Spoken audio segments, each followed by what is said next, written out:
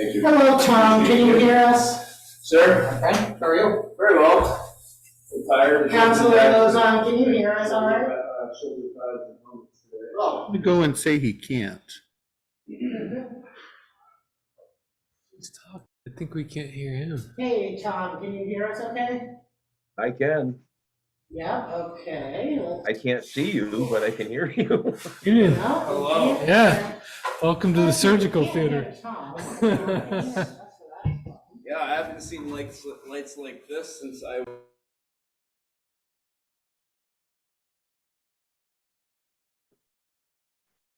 Oh, how about that? That would be nice. It is a little too bright. I mean, I I mean, thought it was just I me. don't have a migraine right now, but Oh, surely that's that would give me beautiful. one if it That's was on. All right, well, Thank you. It's not like. let's see here.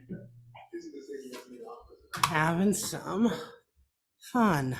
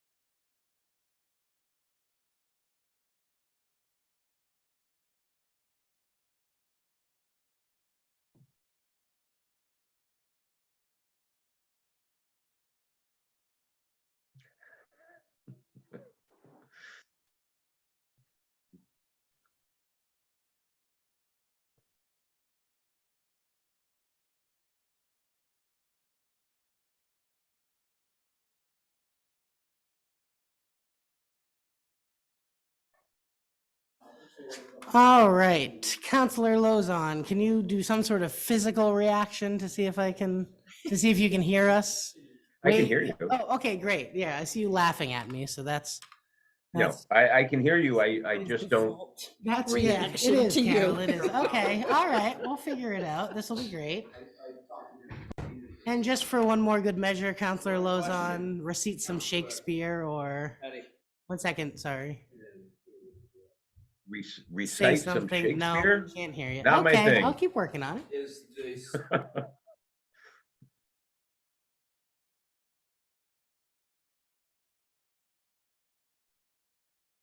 Does this mean we can keep talking about Teddy and he can't hear us? No, I think Teddy can hear us. Can you see them? I don't see them. I can't see them, no. Okay, but I can hear them. I can hear them, I can't see them. And I can hear you. I hear and see you. I How also are you? see Erica.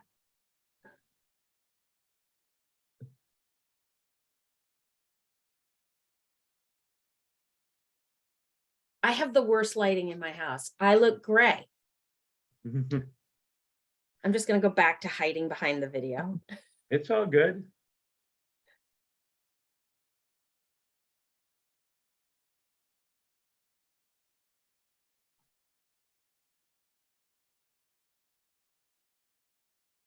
Are you muted, Nicholas? You seem muted. Hello to everyone coming in. We're having some technical difficulties in the council chamber, and I'm working on trying to fix those now. Thank you.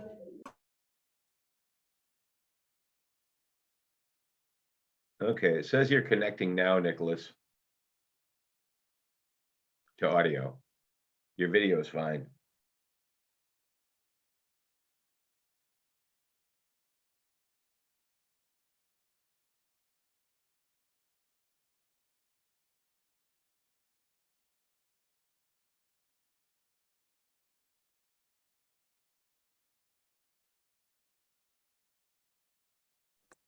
Hey, Tom, can you hear me? Yep, you're connected, All right. audio and video. We just can't get them in the chambers. Is that right? That's correct. They were connecting, Chambers was connecting by audio. Oh, all right. There we go. There we go. Cool. Now, echo. And all right, can someone online say something for us? Counselor Lozon, or? All right, could someone online speak? Hey, Teddy, can you hear me? Oh, here we go. All right, can you hear us Counselor Lozon, Nicholas? can. Yep. Great. All right, I cool. think you're good now. I just didn't know. Counselor Deering, thank you. Yes, sir. Thank I'm you. the one who Teamwork said, hey, makes the let's dream check work. the cable. But no, the stage manager never.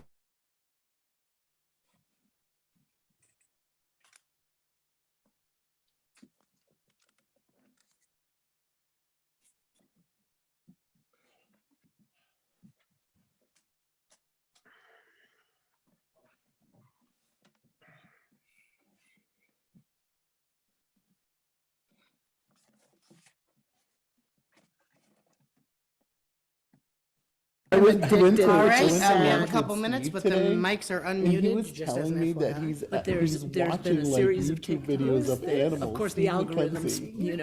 notice what you watch. Oh, So, that goes very well. Really? so I've been getting all these TikToks from stage It managers. was. I just Calling could not shows and imagine. reviewing their call scripts and talking about, the shows that Yeah, they've had to this is stop true. and This is why very and how. true. And I'm sitting there going, yeah, I had to stop a was- show for this I and was that. very surprised. Have I ever It told you was, the it was poison kind of funny. A lovely story about I don't remember what play it was, He has a- but someone was doing a play, and We were there was a actually murder talking about scene, that too, because Hanging in and there, they man. forgot their getting gun. older. He's like The 11 actor It's years forgot Tuesday. the gun I almost said it's on Monday. 'cause it's Monday. and so he was he improvised on how to Got kill that drag feeling. scene today. partner, and he said, "Oh, I have the poison boot," and he just chucked his boot at him, and I was like, "Ah!" And he died. It was very good. I had a show once where a telephone ring was imperative, you could not move forward, and the phone and the backup phone weren't working. And the booth was behind the audience with a sliding glass door, and I flung the window open and went ring. Thankfully, it was a farce. So- 7 o'clock, Mr. Mayor. It is 7 o'clock on Tuesday, January 31st, and I'll call this Barre City Council meeting to order. The council present tonight include Councilor Deering, Councilor Shambell, Councilor Booton, Councilor Wazazak, Councilor Stockwell. Joining us remotely is Councilor Lozon, who's a little bit under the weather. Thanks for not leaving it at home. And I'm Mayor Jay Kemrick. We also have our city manager is joining us remotely for the same reason as Tom, and Clerk Treasurer Dawes. Staff, we have Interim Chief Oldsworth, Planning Director Shatney, Captain Cushman, and who else do I see that's the staff? HR Director Taft. I think that's it. Tonight's agenda is available online and in the back of the room. The meeting has been publicly posted, is being recorded, and subject to Vermont's open meeting law and the council's rules of procedure, which are available online. I'd like to offer a warm welcome to all of our guests and members of the public joining us tonight. For those of you joining us online, please keep in mind that the chat function should only be used for technical issues or difficulty. The city offers online access as convenience, and we will continue the meeting if any technical difficulties occur. Please raise your hand if you would like to be recognized. I'll call on speakers in order, allowing people who haven't spoken yet to speak first and limiting time if necessary to do the city's business. I'd ask that everybody state their name for the record. And for those of you in the room, if you could come forward to the front table and state your name for the record into the microphone, that works best. If you have any questions about process or procedure, please ask and we will get it sorted. I want to thank everyone in advance for participating in a civil way. And with that, that takes us to adjustments to the agenda. Manager Estrella Castro. Thanks, Mayor. And just for clarification, I'm on the iPad, so I can't figure out how to change my name from my wife's name, but I got you, well, Mr. let's go Manager. with that. So 2 adjustments, Mayor. We're gonna ask to remove item 4D from the consent agenda, approval of the updates to accounts payable policy. This just inadvertently got left out of the packet. So it's not an urgent change. We'll give council a week to look at the actual changes. They're very technical in nature, but rather you all have them ahead of time. And item 4F, this was a special warrant. And it just so happened that timing wise, we thought we'd have the money in the bank before today's meeting, but we don't. So we will maybe do this next week if we've received the transfer from ACCD. Okay, so waiting on a Just all the transfer. ones at the bottom. If you could mute yourself, if you're not speaking to the body, please do so. So just to be clear, you're pulling item 4D, the accounts payable policy for next week, and the transfer from ACCD hasn't occurred yet for item 4F, and so Correct. that's also being pulled for next week. Yeah, assuming we receive the transfer, and by then absolutely we'll have it on next week. Great, thanks. City councilors, are there any other adjustments to the agenda? Yes. I would just like some more information about E, because I know that we authorized 7 vehicles in July of last year. Just want to pull that to have a little bit more a briefing and discussion. Yes. Okay, and trying to see if anybody from the police department is here. They're not, so maybe we'll sandwich that after the item B, list that as B1 after the TIF report. Any other adjustments to the agenda this evening? All right, hearing and seeing none, that takes us to visitors and communications. This is an opportunity for anybody to speak to an item that is not on the agenda tonight, but if you would like to speak to an item that is on the agenda, just raise your hand when we take up that item of business, and we will, I'll recognize you. And I see one hand raised here. Mr. Rosado, if you could come forward and speak into the mic. Thank you, Mr. Mayor. Set a little timer to keep myself brief. I'm Jesse Rosado from Merchant Street here in Barre, and I just wanted to come in and say that everyone on the council and also the city manager, mayor, should have received a packet in the email giving background to the bus situation and some things I looked into, and obviously I have like some time to be able to do it a little bit more thoroughly than someone who's focusing on a broad range of issues. Like this is just one thing that I'm interested in, and so I wanted to make sure that it was clear that that you all should have gotten that. And please let me know if there isn't. And also I wanted to just state really quickly what I hope that the council will do about the issue. There was some suggestion that that maybe we should pull back the funding to the bus service, the $30,000 that we give as a city. And I got to thinking about that, and I just want to say that, you know, I mean, in a room like this, we commonly see people kind of go back and forth for the scarce resources, you know, and everybody has their favorite constituencies and business leaders and nonprofit leaders and stuff that come in here and try and sway the vote one way or another. But the constituency that we're dealing with now, the people at the bus stops, I mean, those folks are just trying to get back and forth to work, trying to get back and forth to school. They're trying to get their kids to school. Maybe they're trying to get their kids to daycare or whatever other reasons they're out there. But I mean, they're not the type of people, for whatever reason, that will show up here and really powerfully advocate for themselves. So it really is the job of us, you know, to guess what the needs are and pay attention and those kind of things. And so my fear is, so I'm really grateful that we support the public transportation with funding. And I think that if we pulled that funding back and just disperse it off to some of the other constituencies out there, it really wouldn't help get to the bottom of where we're at with this. It would actually hurt it. And so what I vastly prefer is, you know, I'm hoping that the new information will help gain some interest, and the council will take the lead on this. Maybe you guys can write a letter to the leadership and the board of the GMTA.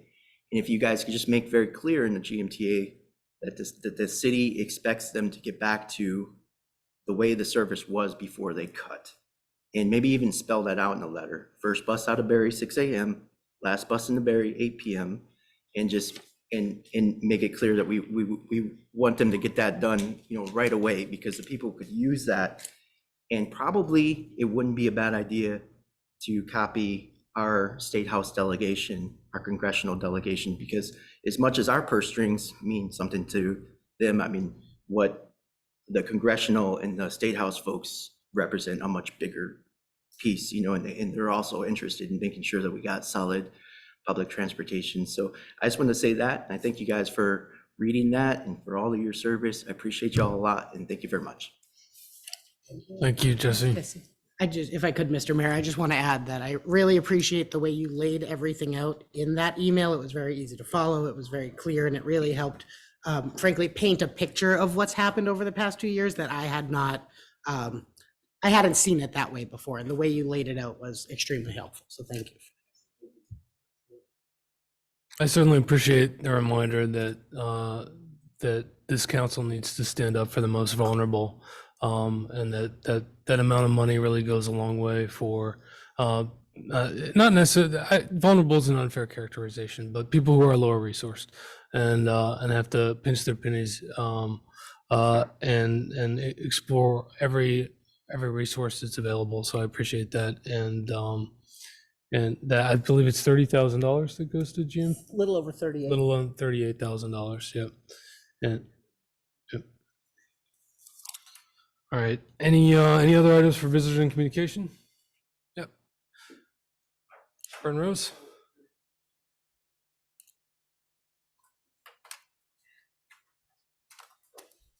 Hi, I'm Bernadette Rose.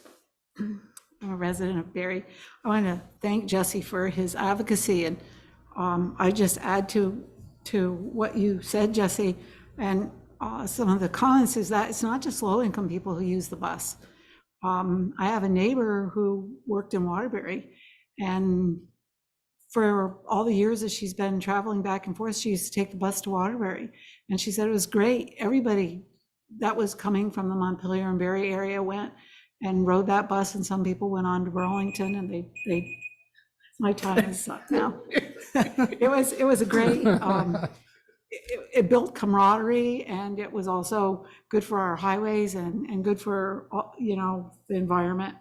So I'm on to just saying that we're meeting on the unceded land of the Abenaki people, Dakina, and that February 1st today is the first day of Black History Month, and I would encourage all of us to look into some aspect of our shared histories as to why we have some of the disparities we have in our society. Thank you. Thank you. I see Ellen Kay has her hand raised for an item for visitors and communication. I do, thank you. I'm Ellen Kay. I live on East Street in Barre City, and I just wanted to echo about GMT. I'm a daily commuter to my job in Burlington on the bus. I have experience of them being extremely responsive to letters, and especially when several people or an entity or, you know, a bunch of citizens or a bunch of commuters write to the board.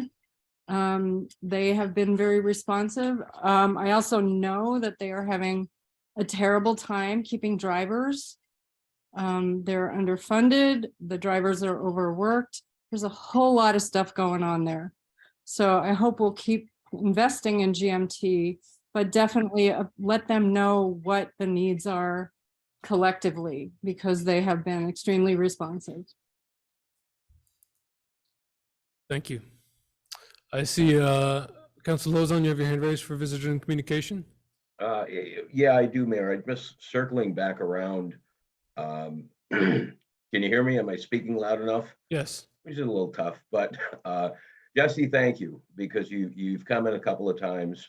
You know, it's clear that you're frustrated, but you've been respectful in this latest email, laying out the facts. It's been very helpful. So, Mayor, I guess my question is that, you know, we've heard from Jesse twice. Last week, we talked about a bit about having perhaps, you know, a Saturday meeting when we don't have a full council agenda or a special council meeting, so that we could at least start a conversation, start a dialogue. Jesse has raised some very valid questions, And I'd just be anxious to see, Jesse, straight up, I'm not quite there with, let's not support their funding, but I absolutely want to get you an audience in front of them so that we can all have a dialogue about what's going wrong, what's happened with the service, and when can we expect some improvement? And most importantly, how do we keep the communication going?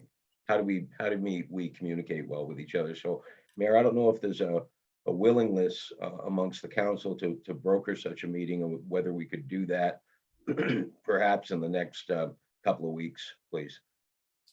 I see, Jesse, you have your hand up? Yeah, thank you for those, thanks for, Mr. Lozon, for those words. And I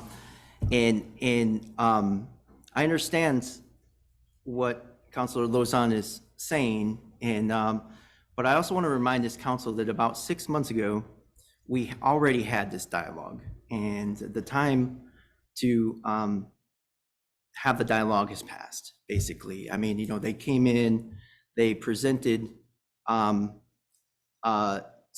facts about the problems that they were having. They left out some pretty important information about other things that they were doing, and which put it to a point where I felt like they were less than forthcoming with this council. So giving them an opportunity to come back and have that same dialogue again, I don't know if we would get a different result this time.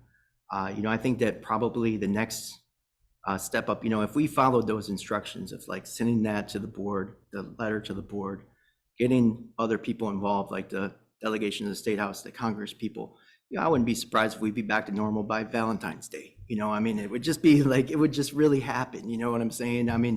And so, these folks are really smart. They know how to run bus companies. So they'll figure it out. And so I really hope that we can just really drive it to the next level and just on with it. Thanks.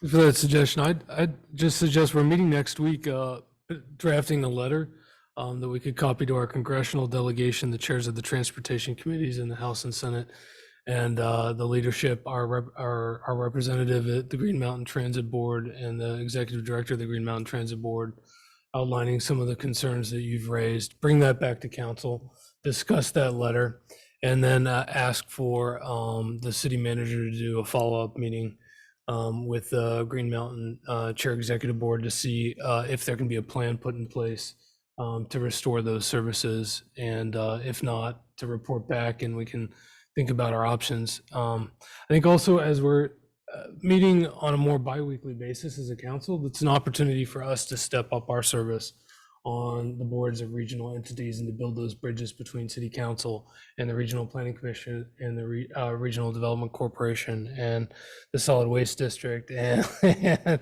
all these entities that help provide the suite of services that are important to our community. And so that might be a board that we could, even if there's not an appointed voting seat, that a city councilor could track, keep the council current about what's going on when they hold their board meetings, and make sure that that Barry's considered when matters affecting us come up on their agenda. Councilor Wazazak? Yeah, and not to jump in front of Councilor Deering, because I think we're probably going the same places. I'd be happy to volunteer to work with Councilor Deering to write a draft of this letter, working with Jesse to make sure that that letter addresses his concerns and bring that back next week, unless you had other thoughts to offer. I'm in. Cool. What I was gonna say is that public transportation is so important, especially when we're talking about greenhouse gases and emissions. We want to bring those standards down, but we also need to have the public transportation for people to be able to take that mass transit.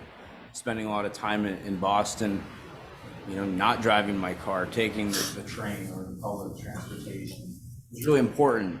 So I think for us to move Barry to that next level, kind of like you're talking about, we need to have these things in place. And I'd be more than happy, to work with you, Councilor Wazazak, and with you, Jesse, to get a letter, because I think this is a really important step for Barry to say, hey, public transportation is no joke here, and it has been cut back. And we as a community want to say, look, we need you to provide those services that our residents need so they can depend on this. That's all I've got. So it sounds like our next step forward there is that Counselor Wozniak and Counselor Deering, you're gonna write a letter, get it to the manager by Thursday so it can be in the packet and we can consider it at our next council meeting on February 7th. I'll send an email connecting the three of us. All right, and I see, yeah, one item for visitors and communication, Erica Rail. Yes, thank you. I just want to add to this letter, if you may, and on this topic, that we're in winter and still the bus shelters are a mess when it comes to snow. And still the bus stop in front of the high rise is continually unplowed. So folks are being dropped off in the street or close to the street, which is a dangerous place for folks to be dropped off. And continuously that shelter or that bus stop, I should say, there is no shelter there. Happy President's Day. I got you. We're good. Thank you. Is continually, people are waiting in the street. There are folks with mobility issues. So if you want to add to that letter, just maintenance of GMT's bus stops. Thank you. Thank you. In fact, I recall, I think it was a Leahy earmark a long time ago that built many of the bus stops that GMT and for Chittenden County initially put in, the kind of the wooden ones with the metal roofs. So perhaps there's an opportunity like that that the congressional delegation might be able to come up with. Mr. Finner. I see, and Dr. Finner. Thank you. I also want to mention that I'm a frequent bus rider, as I don't drive.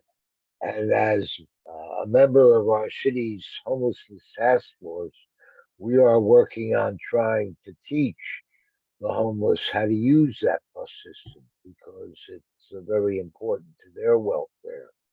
So I want to express and share all the concerns that have been articulated thus far. And also, one way or the other, we should consider maybe a couple of more covered bus stops along Main Street, especially for those bus riders who are disabled and find it difficult to get to the stops. Thank you. Thank you, Dr. Finner. Are there any other items for visitors and communication? All right, hearing and thank you, everybody, for that, for sharing your lived expertise and experience there. And with that, that takes us to the consent agenda. We have a couple items on the consent agenda. We have approval of the minutes of the regular city council meeting of Tuesday, January 24th, 2023. We have the city warrants from the week of February 1st, 2023. Do we have any licenses or permits? Nope. No licenses and permits. And the other two items were pulled and one delayed. So it's just the minutes and the warrants. Is there a motion to approve the consent agenda? Second. Motion by Councilor Deering, second by Councilor Schonbell. Any further discussion? Hearing and seeing none, all those in favor say aye. Aye. All those opposed? The ayes have it. The consent agenda is adopted.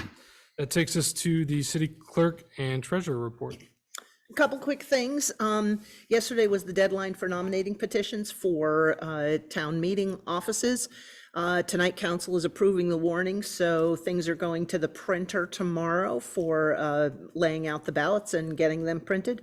They will be available by February 15th, hopefully a day or two before that, but the 15th at the latest. We have a little over 300 absentee requests at this point in time, and we're still accepting them. Obviously, we accept them right up to the day before. So we'll have somewhere between 300 and 400 that'll be going out in the mail as soon as the ballots are available. The other thing is that next week before the council meeting, we're setting up an opportunity to meet with Stephanie from White and Burke to talk about, for an executive session around TIF, as an update to the conversations we've been having with her. And we have asked our senators and our local representatives to put forward bills in the Senate Finance and in the House Ways and Means Committee for an additional extension for the debt incurrence deadline and for retention of increment. In some ways, the bills are placeholders. Bills had to be presented by today, and we wanted to make sure that we had something in place. And the great thing about it is that it opens up, keeps our options open. We can talk more about that during the executive session next week, and I'll keep you informed. We don't have bill numbers or anything yet, but once we have them, I'll let you know. So that's all I have. Are there any questions for the clerk treasurer? Burn Rose.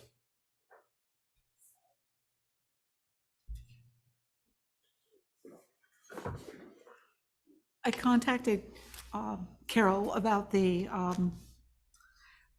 because I'd read that you had sent out postcards to us. I still don't have ours, and I think that because some people are expecting to get some kind of notice that will come to them, reminding them to request an absentee ballot, that there's some kind of public notice in the newspaper or on the radio or however else, and put places reminding people that they need to get in touch with Carol, even if they didn't get a postcard, because it's been 3 weeks, Carol, and we still didn't have one. And the post office said that they have a lot of backed up mail. It's bulk mail. So I could just add to that, that no one in my household has gotten a postcard yet either. I got mine, so. I got mine. That's what I'm thinking. or two. Oh, I did. It's a home. Yeah. Are those mailed from the Secretary of State's office? No, they're mailed locally. It's been confusing for some people. They said, well, we'll get something in the mail. And I said, no. I said, you may not. So make sure you call and ask for your ballot. Thanks for that heads up. Is there a way to do another mailing without breaking the budget, or? Not what at this would- stage of the game. It's pretty expensive. Yeah, it's just, do you think it's a USPS Yes. issue? Yeah. Good. Good to know. Any other questions? All right, that takes us to liquor content and cannabis control boards, but I don't think we have Nothing. any. No, right? we are starting Okay. to get notification of renewals. I believe I spoke a while ago about the transition to an online application and renewal system for liquor licenses. And we're starting to get notification from the online system that renewals are coming in. It is our process that the fire department conducts inspections. And the police department signs off on all license holders before they come to council for consideration. So we're in that inspection process right now. And then they'll be coming to you. You will no longer be getting scans of 87 pages of applications. It'll just be a list. And the approval doesn't require any kind of signature. It's all done online. I just note that it's been presented and approved at a particular council meeting. So that'll be happening probably throughout February and into March. All licenses expire the end of April. So we've got to get them. And everybody's kind of getting used to the new system. So hopefully it'll go fairly smoothly. I have a question for it. Are you able to work out any of the kinks with some of the restaurants if they're having issues with that system?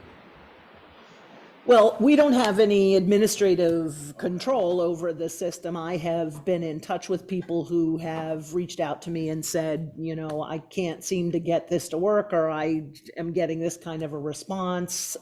I got a request for a catering permit application the other day, but it was for an event actually happening in Barre town. and I rejected it, and there's a place for me to put a reason why. And then I got a phone call from the caterer saying, why did you reject my application? I said, well, I put it in the memo field, and they said, yeah, we don't have access to the memo field. So we reached out to the Department of Liquor Control to let them know that they should, if they're going to have people do it, they need to be able to see the information. It's a new system, and there's always bugs to be worked out. So That's why I appreciate the feedback. Thank you. Any other questions? All right, hearing and seeing none, that takes us to item 7 on the agenda, the city manager's report. Thanks, Mayor. Just a couple items this week. Observed a fire department training at the Odd, which was a great opportunity to see some new bailout safety equipment that the department is trying out. So thanks to the acting chief for having me over. It's great to see our firefighters getting trained on this equipment that we hope to roll out. As you all heard on Friday, we listed the Wheelock House. So after our discussions with council, it was great to see that on the market. And as you read in the Times Argus, there's already an offer in. So wanted to let council know that we'll be discussing this with our realtor, and we'll have an executive session as soon as next week to discuss the contents of the offer. But really exciting that there was already such fast interest in this building. And finally, I sent you all an email today, and I want to make sure that this one can get back to shift today at the Public Safety Building.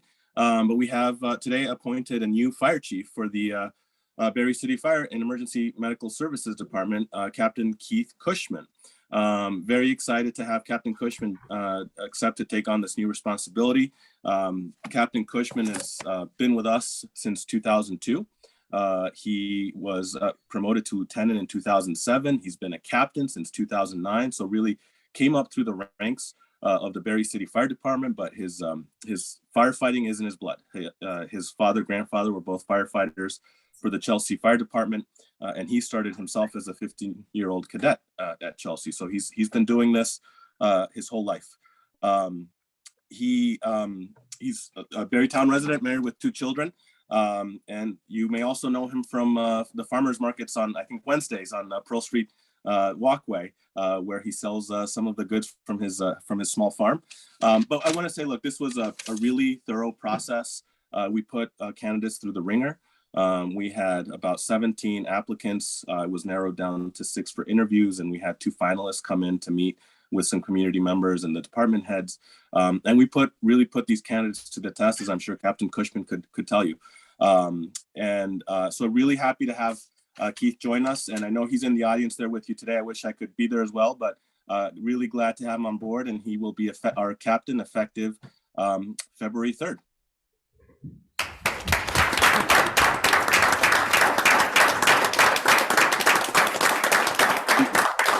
Mayor, if I may also, I want to make sure I take the opportunity to thank our acting chief, Joe Allsworth, who has done an absolutely admirable job since taking on this role in September for almost 4 months, 4+ months.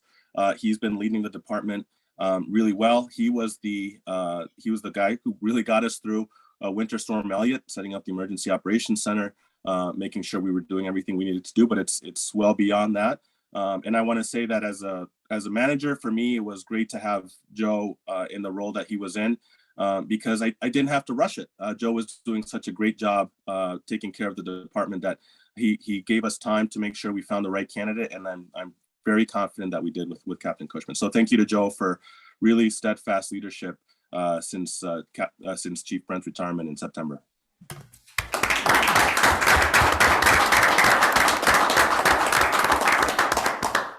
And Manager Charlie Castro, I see former Chief Brent on the call too. I didn't know if he wanted to say anything.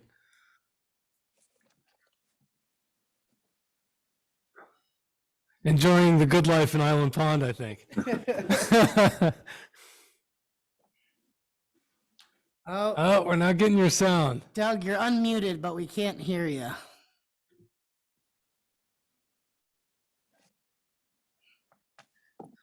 Something with, yeah, well, that's a thank you. we see the applause. So, yeah. And Captain Cushman, if you're welcome to say something if you'd like, and not that, yeah. If you... All right.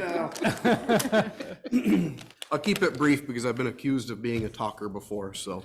Now, is there a swearing in ceremony and then where there's official changing of the guard? Or has it already happened? It's not official until Okay, Friday. Friday, okay. Yep. Yeah.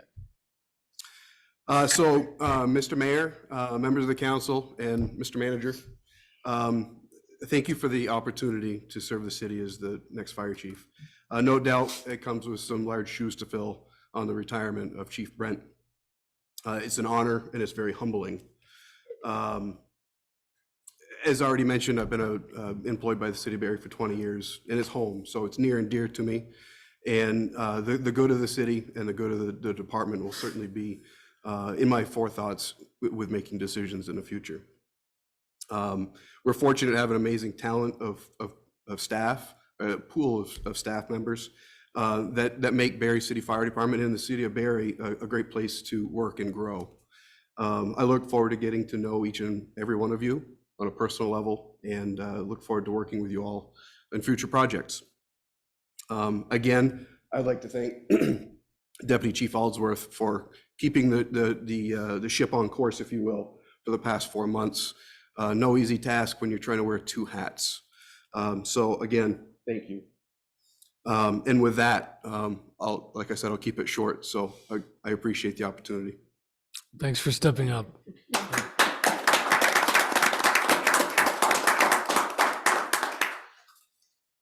Are there other updates? That's all, Mayor. Shirley Castro? That's it? No, that's it. Thank you. City councilors, any questions yet? Councilor Wozniak? I do have a question. Mr. Manager, just looking ahead to this weekend with Yes. some of the lowest temperatures I've seen since I moved to Vermont. I don't know how you feel, Mr. Manager. But you know, we have the Good Sam that's open overnight, but that has a capacity limit. We've invested in the warming shelter to keep folks warm during the daylight hours. Have there been any conversations of an emergency overnight shelter for Friday into Saturday, potentially up at the Odd or Alumni Hall to keep folks warm this weekend?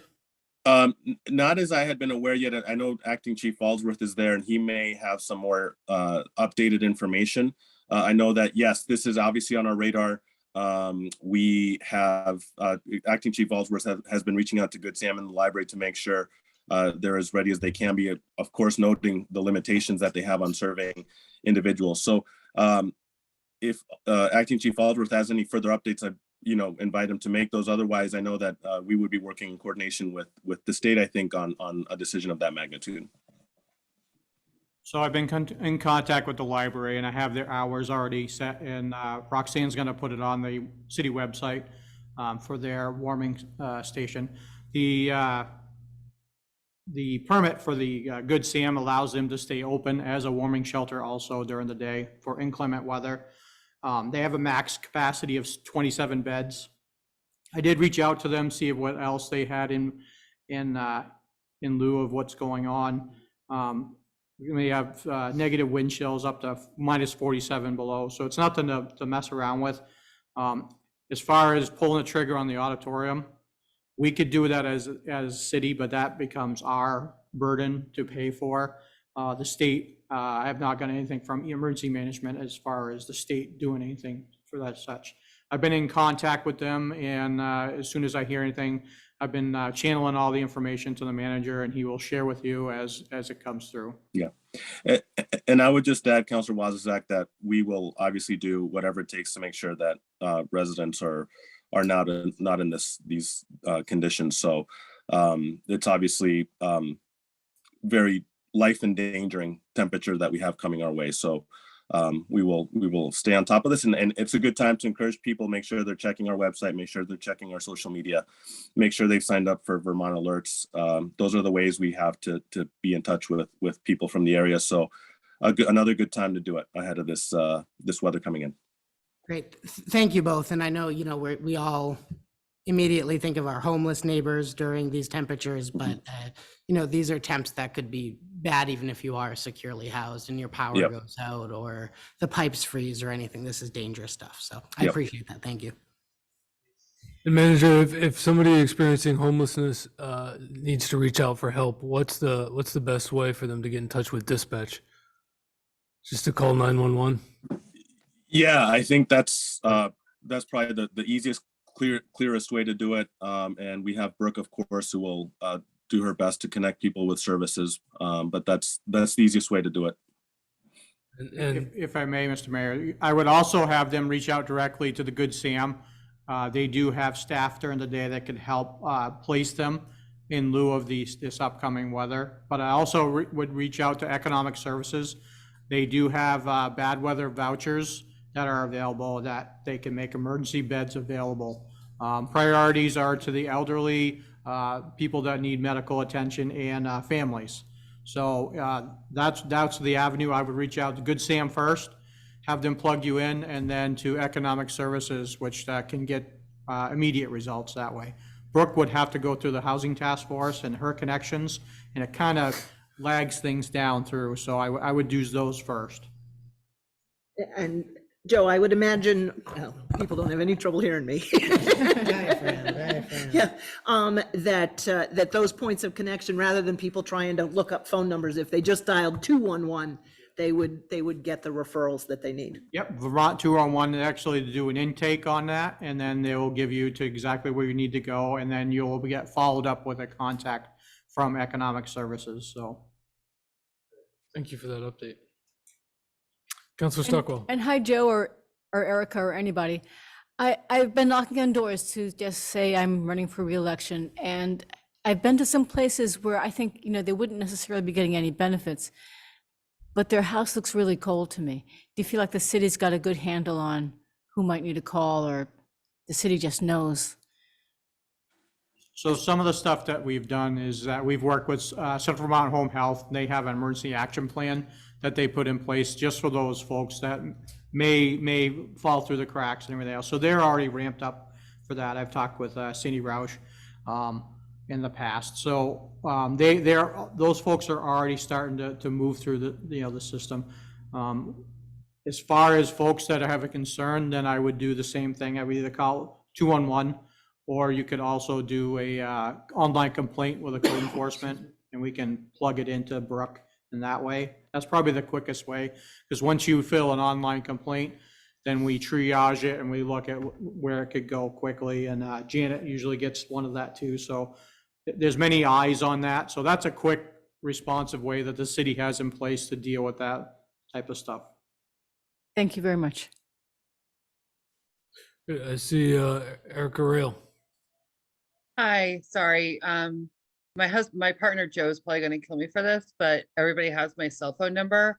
If folks have a hard time getting through to anybody, my personal cell phone number is 802-839-9504, and they're welcome to text me or call me, and I can help them navigate through some of the systems. And again, that's 802-839-9504, and I take calls day or night. Thank you. Thank you, Erica. It sounds like the first step, try Good Sam, then try 211, and see if that can get results first. Good. All right, that takes us, I think, off the city manager's report, unless there's any other items. And no other questions? All right, hearing and seeing none, that takes us to our first item of new business.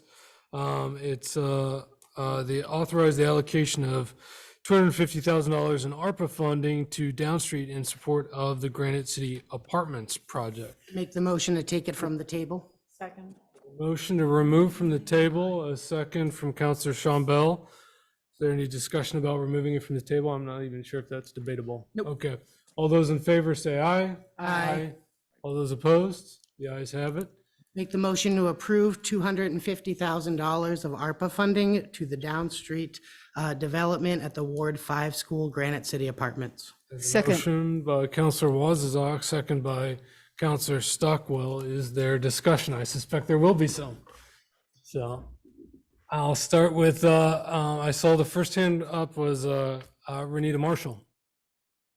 I apologize. I can actually talk. I thought that there would be more discussion about the warrants and that I would get to thank the counselors as I wanted to, but you moved too quickly into the new business agenda. And if you want to finish this discussion, I'm happy to say what I want to say after. I'd say Let we her go just now. do it. Yeah, you have the floor, so. That's Not happy. All right, so my name is Renita Marshall. I've been in front of you in a variety of capacities. Tonight, I am here as the founder and president of the Renita Marshall Helping Hands Foundation. I wanted to thank you, the counselors, for your unanimous support of our foundation through the parking meter funds during Mary Berry Christmas days. As explained last week by Clerk Dawes, we will be receiving $3,890 from people simply putting change in a meter. And we are so beyond thankful. We never, ever imagined that we would receive this kind of support. I also want to thank Tracy Lewis at the Barre Partnership for her recognition and nomination of our organization to this counselor, Counselor Booten for making the motion for approval. I want to thank Counselors Deering and Wazazak for their help with the meter stickers. But most importantly, I need to thank all of those people who decided to help our small organization by leaving their change. My heart has been filled with those approaching me to say they've emptied their pockets into the meter during the holiday. My mom told me a story where people kept telling her that she could park for free. And she said, no, no, no. It is proof that it takes a village and every bit counts. Our organization put $20,000 back into our community throughout 2022 by providing direct support to local families during the hardest of times. Since incorporating in 2020, we have directly provided for 136 children, as well as countless more with our donations of school supplies to both Barre City and Barrytown elementary schools, as well as our support of the Special Olympics. While these funds may not have had a major impact on million-dollar programs, it is a major contribution to a small effort such as ours. This support will be crucial in providing that same level of support for the coming year. I personally want to thank you, and I look forward to what can be done this year with your support. I can answer any questions, but I know you've got some big business to happen. But thank you so very, very much. Thank you for the update, Renita. Thank you. Council Booten. Oh, wait, I saw Council Lozon had his hand up first, so. Thank you, Mayor, but I'm gonna wait and listen for a bit, if you don't mind. Council So Booten. I just want to say that the only way that I would support this is if we put it on the ballot for discussion, or if it was with an amendment on there to say that it's a loan. If that's not, and I just gonna look around, nobody's interested in that. So I mean, we're all set in our camp on this. I mean, it Well, might be. we're delivered a body, so then we're Listening, debating. but yeah. So I have one statement of opposition and preference to put, it sounds like your preference. To I'm put it not on the ballot. opposed to the project. I'm opposed to just giving out $250,000. I was here during the Sepper Bond conversation back in 2012. We got $2.3 million from a bequest of the Sepper Bond. And then we created a committee, a very robust committee. We had Carol, how much money that was on there for a request? I mean, it was a lot, but Yeah, I don't. we going back and through that process, which was all money that was designated to the city, not for general fund budget. It was for projects in the city to, I don't remember the language, but that being said, we spent $219,000 on stuff that was not owned by the city. And of that $219,000, $100,000 went to the school. So I just, it's an unprecedented amount to just give to an organization without any input from the voters. Like I said, the only way that I'm a yes is if we either put it on the ballot or we have it stipulated that it's a loan. That's all. I see a couple members of the public with their hands raised. I think it was Joe Real first and then Amy Gelford. Am I coming through? You are. Oh, thanks. Yeah, so hi, my name is Joe Rail. I live in Ward 3 on Bassett Street in Barre. And I'm speaking as a member of the public, but I'll also mention that I am also serving on the Planning Commission for Barre City. And I just want to say I support this grant. I think housing, as we all know, is a really important issue. And I think this is certainly not a solution to that problem, but it's a very important step towards a solution. It's definitely a part of the solution. And I think this is a great use of this money for this purpose. And that's it. Thank you for sharing your thoughts. Amy Gofford, Hi, can you hear me okay? we can.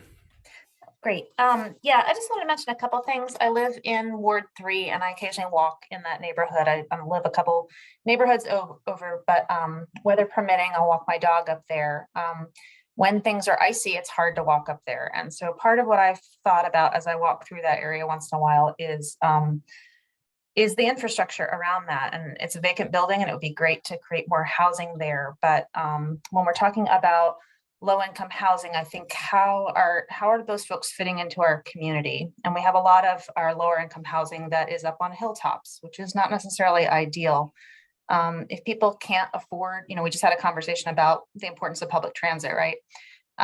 If people are taking the bus or they don't have a car, how are they getting up to these housing developments up on the hill? Now, we can't go back in history and relocate the school. It is where it is. So we need to work with that. But as I walk around that area, if you've never tried to walk up there from Main Street, I think you should try that. If you're reluctant to do it in this kind of weather, think about that. And the Google Street Maps were updated a few months ago, so you can get a pretty good picture of that neighborhood by looking at them. I looked at them earlier. The sidewalks to get up to that area, in some cases are missing. In some cases, they are crumbling into the stormwater drains. And in some cases, you have to repeatedly cross the street, sometimes in blind curves, to stay on the sidewalk. So, I think about, we're talking about this as family housing. How is somebody walking up from Main Street on these streets with kids, with groceries, that sort of thing? So if we say, okay, this is going to be like most of Vermont and a lot of Barre, where it's just not practical to not own a car. The streets themselves are not in great shape there. Humbert Street is turning into a gravel steep hill.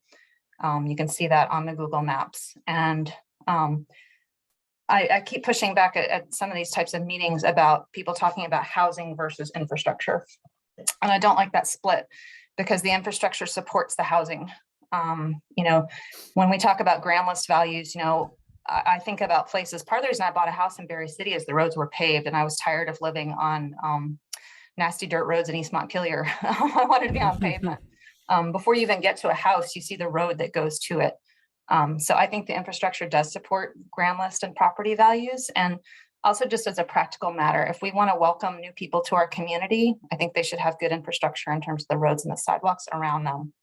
I'm not very comfortable with the, sorry, my camera's trying to adjust the light here. I'm not very comfortable with the ARPA money going to specific homeowners or specific property developers.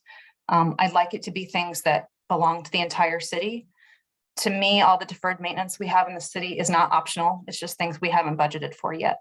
All of these streets and sidewalks need repairs. We just haven't set aside the money yet.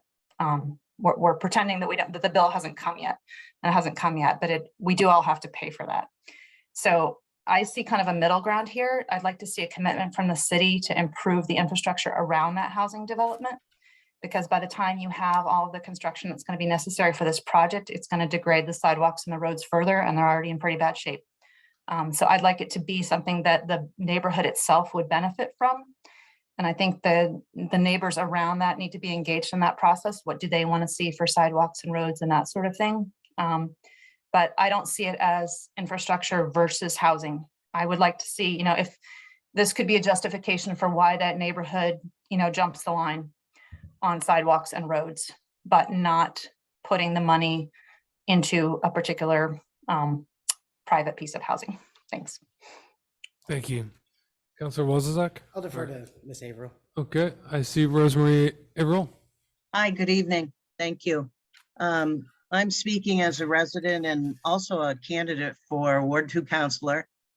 I little surprised to hear from Amy, but it's hard to disagree with her comments for sure. I think everybody would love to see the Ward 5 renovated, and it's been too long. And if there could be some consideration to doing it, and also the surrounding roads and so forth. I mean, that's obviously a topic of conversation and has been our infrastructure. But if it could be a combined effort, which I trust it would be, that would be great. Any comments I've made this week have never said that I oppose the project.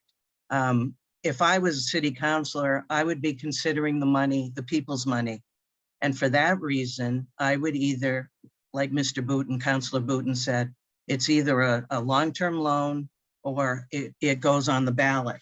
Now, I reviewed the ballot. I looked at the council packet, and I can't believe what we're asking the voters to approve. $20,000 for Barre area development, which is like, wow, are you kidding? Why are we asking the voters for that?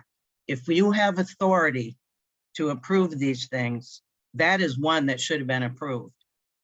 Now, so I'm not going to go into any longer dissertation. I'm just saying that this is the people's money, as was suggested last week. And I'd just like to know what your thinking is, that you're asking for social services, paving, Barre area development, but you don't feel this is necessary. I'd just like to know your thinking on that. Thank you. Thank you for your comments. Jesse Rosado. So I'm Jesse Rosado. I'm from Merchant Street here in Barre, and just want to comment on this, and both as a resident and also as a contractor that knows a little bit about construction processes. And so first, I just want to say that the other day I was having coffee with my neighbor. He's a 72-year-old man who grew up here in Barre, and I said, I think that little school that you went to when you were a kid there's something going on where it's getting renovated. And he went on to tell me stories about how he used to walk home from that little school to his house on John Street with the help of a 4th grade crossing guard. But other than that, it was by himself. And he reminded me that his generation grew up a little bit tougher than our generation. and he shared a lot of fond memories of that. And so I think that there are a lot of people like him in the city that will be thrilled to see the place come back to vibrancy and stuff like that. There has been a lot of commentary that kind of, just to kind of whip things up, maybe even red herrings in some cases, where they come out and they say, we could do 9 housing units for $100,000 or something, like something really cheap, like a smaller amount. This is and they're trying to paint a picture. This is a extravagant process, and this is, that's a rather large building there. And, I do come across instances where a private landlord will pick up, maybe a 4 unit at an auction or something, and he'll say, well, I got to renovate this, and they'll put a new coat of paint on everything, and they'll say, well, just sand that rust spot off the tub and we'll reglaze it, and maybe put a couple of screws in this door and get it working again, and maybe change this carpet and that. And they have the ability to pick and choose as they go through their construction process. And then they flex their muscle and say, I renovated this place for $15,000. And now that's a perfectly good way to do it. And that's kind of how that private sector can do that sometimes, or choices that folks make. But when we get into organizations like the Down Street folks, like the Barre Housing Authority, like the city of Barre or state of Vermont and whatever, like those options are off the table. Like it's, those options turns into full gut. Everything has to be done like a specific way to meet like different criteria, and everything's ADA, everything's up to par.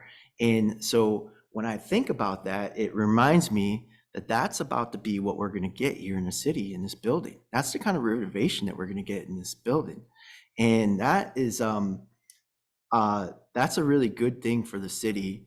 In the fact that we're only, that it is just the $250,000, that's a pretty pretty good investment of that money, I would say, you know, I mean, because at the end of the day, not only are we preserving a historic piece of the city, something that means something to a lot of people in the city, but when we step back and we look at it, we're going to say, man, that's a beautiful building.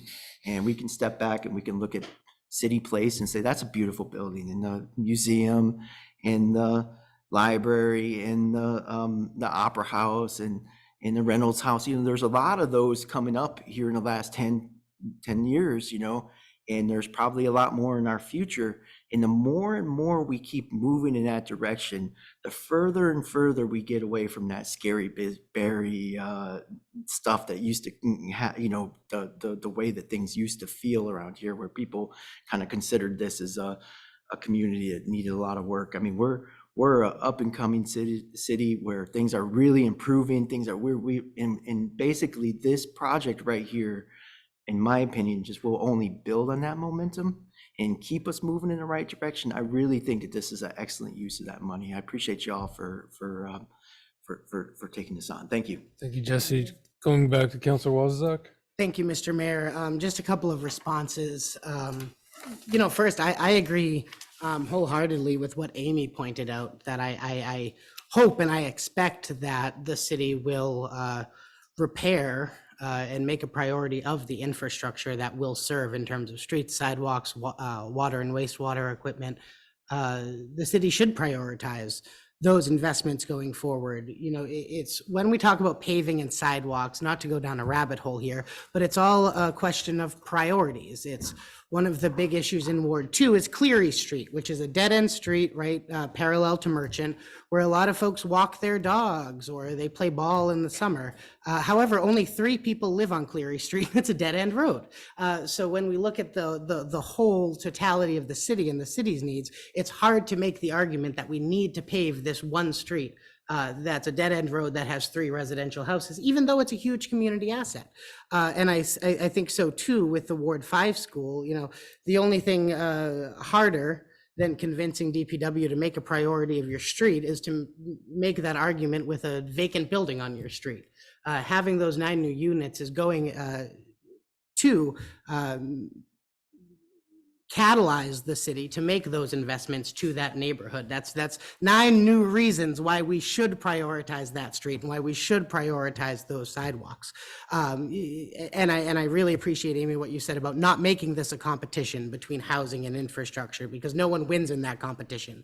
And I think even by approving this money, we still have over $2 million that we are going to be dedicating to the city's infrastructure. Even with this 250 out the door, assuming it passes tonight, we are still using over $2 million worth of ARPA money to invest in the city's infrastructure. And similarly, you know, to Ms. Averill's point of this is the people's money. It absolutely is the people's money, which is why I've been one of the leading voices on this council since we got this money 2 years ago, to make sure that we had a public input process with online surveys, with paper surveys, with community meetings, with forums, so that we can hear this feedback. And what have we heard? We have heard infrastructure and we have heard housing. And if you look at the manager's proposal, the 2 largest investments the manager's proposing to make are infrastructure followed by housing. So I think that we are being responsive here to the needs of the city. And I won't go on and on about all the reasons why I support this project. I did that last week, and I think that the conversation was pretty well captured in the Times Argus this past week. But I'm just as excited, I am just as fired up, and I am just as determined as I was 7 days ago to get this project over the finish line and to bring 9 new modern, accessible units to Barre. 3 of those 9 units will, we talk a lot about solving the root causes of homelessness. 3 of those 9 units will be used to house homeless individuals or families on a permanent basis. And the rest of those 6 units will go to folks who are 50% or lower of the medium income in Barre. So we're helping those folks who are experiencing homelessness. We're helping those folks at the very lowest end of our income ladder. And we are helping those folks who make maybe not as much, but a similar amount to half the folks in Barre. So I'm really proud of this investment. I look forward to seeing it over the finish line. Great. I'll touch on a few of the topics that I've heard, then go to Councilor Lozon, Erica Rail, and Garrett Grant. I was just thinking, as Amy was talking about the infrastructure and thinking about sidewalks and streets, it made me go back to this summer. Senator Leahy was doing a tour of just kind of a tour at the end of his term, and he said, money for a municipality that knows what its priorities are, money was never the problem. Our congressional delegation has made sure that money isn't a problem for big projects and infrastructure projects, and that sticks with me, particularly now that we see so much support coming from our congressional delegation. And also, when I first thought about running for council, I was looking at our capital planning and was frankly downright frightened that we weren't doing more to plan for the long term for our streets, our sidewalks, our buildings, our facilities, our water, our wastewater, everything above and below ground that the city invests in. And I know I've been probably a little bit of a pain for staff, and also have been relentless at council in talking about capital planning, that if we're going to get caught up, we need to have data. We need to assess what the conditions are.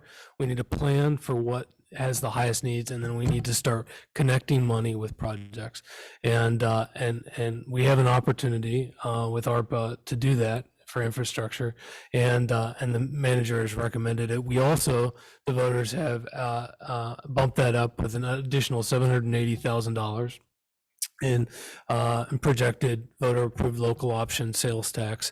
And I think with these planning documents in place, now we have something to go when we have an important project and we have the plans in place, we can go to the funders and say, this is important here, and we've done our homework, and we know the people that this is going to serve, and we know what it can accomplish. And thankfully, I think over the past 3 years, we've really moved in the right direction, and staff has really done a tremendous amount of work to inventory the needs, start getting them in a list, and start prioritizing them. So, I think the city is moving in the right direction on capital planning and prioritizing infrastructure, and it's not going to happen overnight, but the city's moving in the right direction on that. Councilor Lozon? Thank you, Mayor. And, we have something in common. At one point, I wouldn't say I was scared, but I was concerned.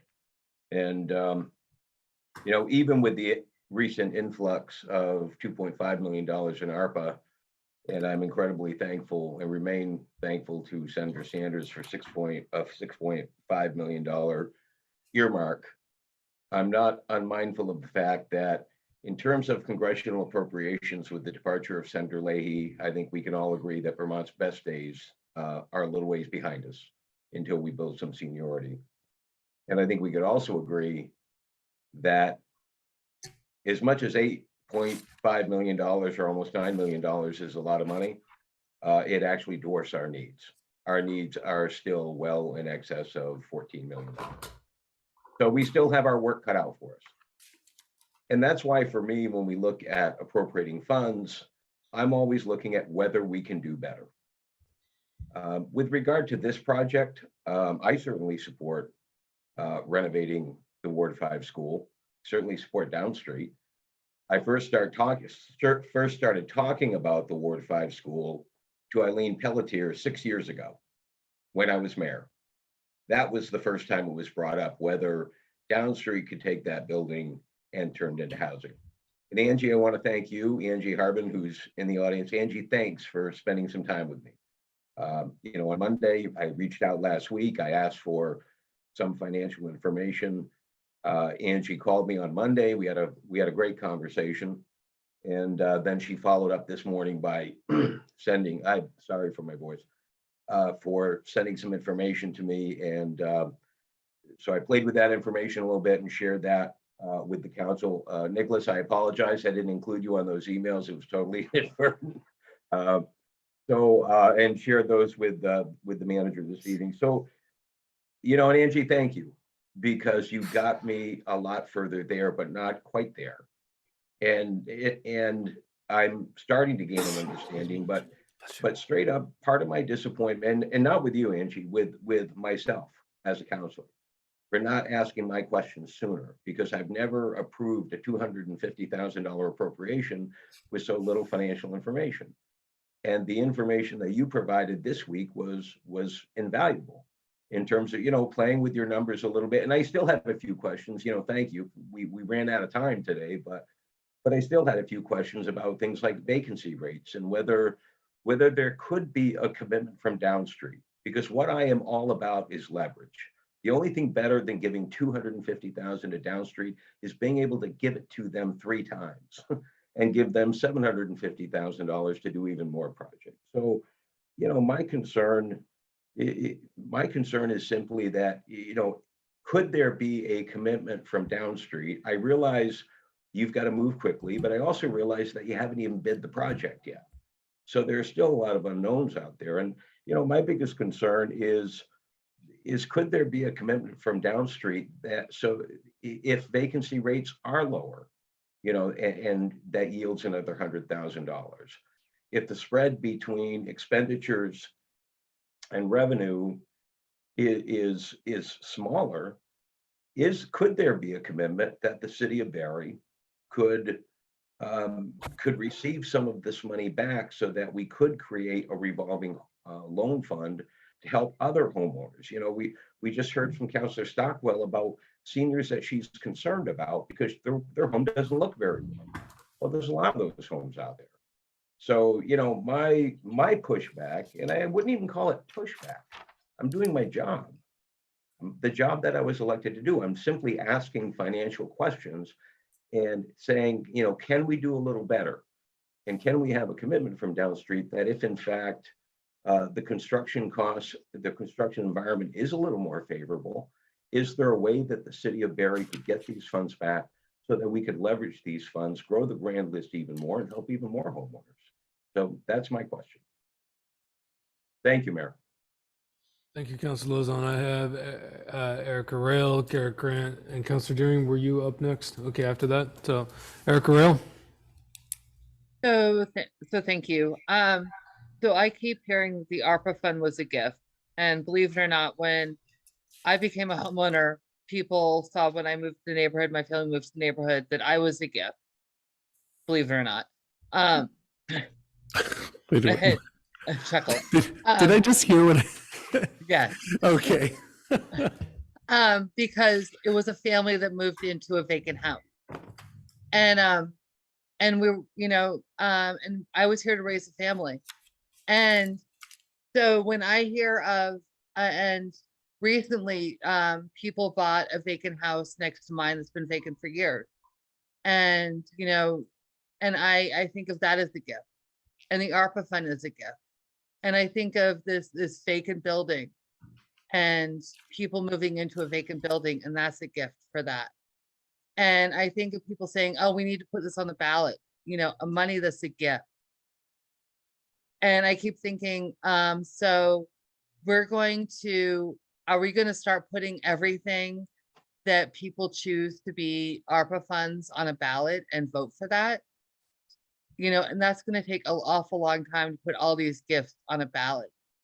And I just keep thinking that, all these gifts and how these families are going to feel of being, a gift of family, and how much joy that brings to see a vacant house suddenly be filled with love and families, no matter what the income is or no matter who they are. Just seeing a vacant house suddenly filled with love, that brings this warmth to my heart. And now I know how it feels when I moved to my neighborhood 19 years ago, of why they called me a gift. They didn't know who I was, but they came to me and said I was a gift. Thank you. Thank you. Garrett Grant. Hi, my name is Garrett Grant. I live in Ward 1. In terms to opposition that I'm hearing around this, I'm just afraid I'm hearing, like what I'm hearing is perfect being the enemy of good. In my line of work, I sometimes have to connect people to resources for affordable housing. I always tell them about Down Street, and most people have already applied and are on a waiting list. And I really think that that speaks to their reputation. So why not trust them to proceed with this project that fills a vacant building, preserves another piece of Barry's rich history, while doing something to chip away at our affordable housing crisis? And if not now, when? What is your plan for affordable housing and what is your timeline? I can't see abandoning this project when there is no alternative option being presented, especially when a reputable organization is slated to take it on. Thank you. Thank you for your comments. I have Councilor Deering, then Councilor Stockwell, who hasn't spoken yet, and then back to Councilor, and then Councilor Sean Bell, who hasn't spoken yet, and then Councilor Booton. So, Thank you. Councilor Deering.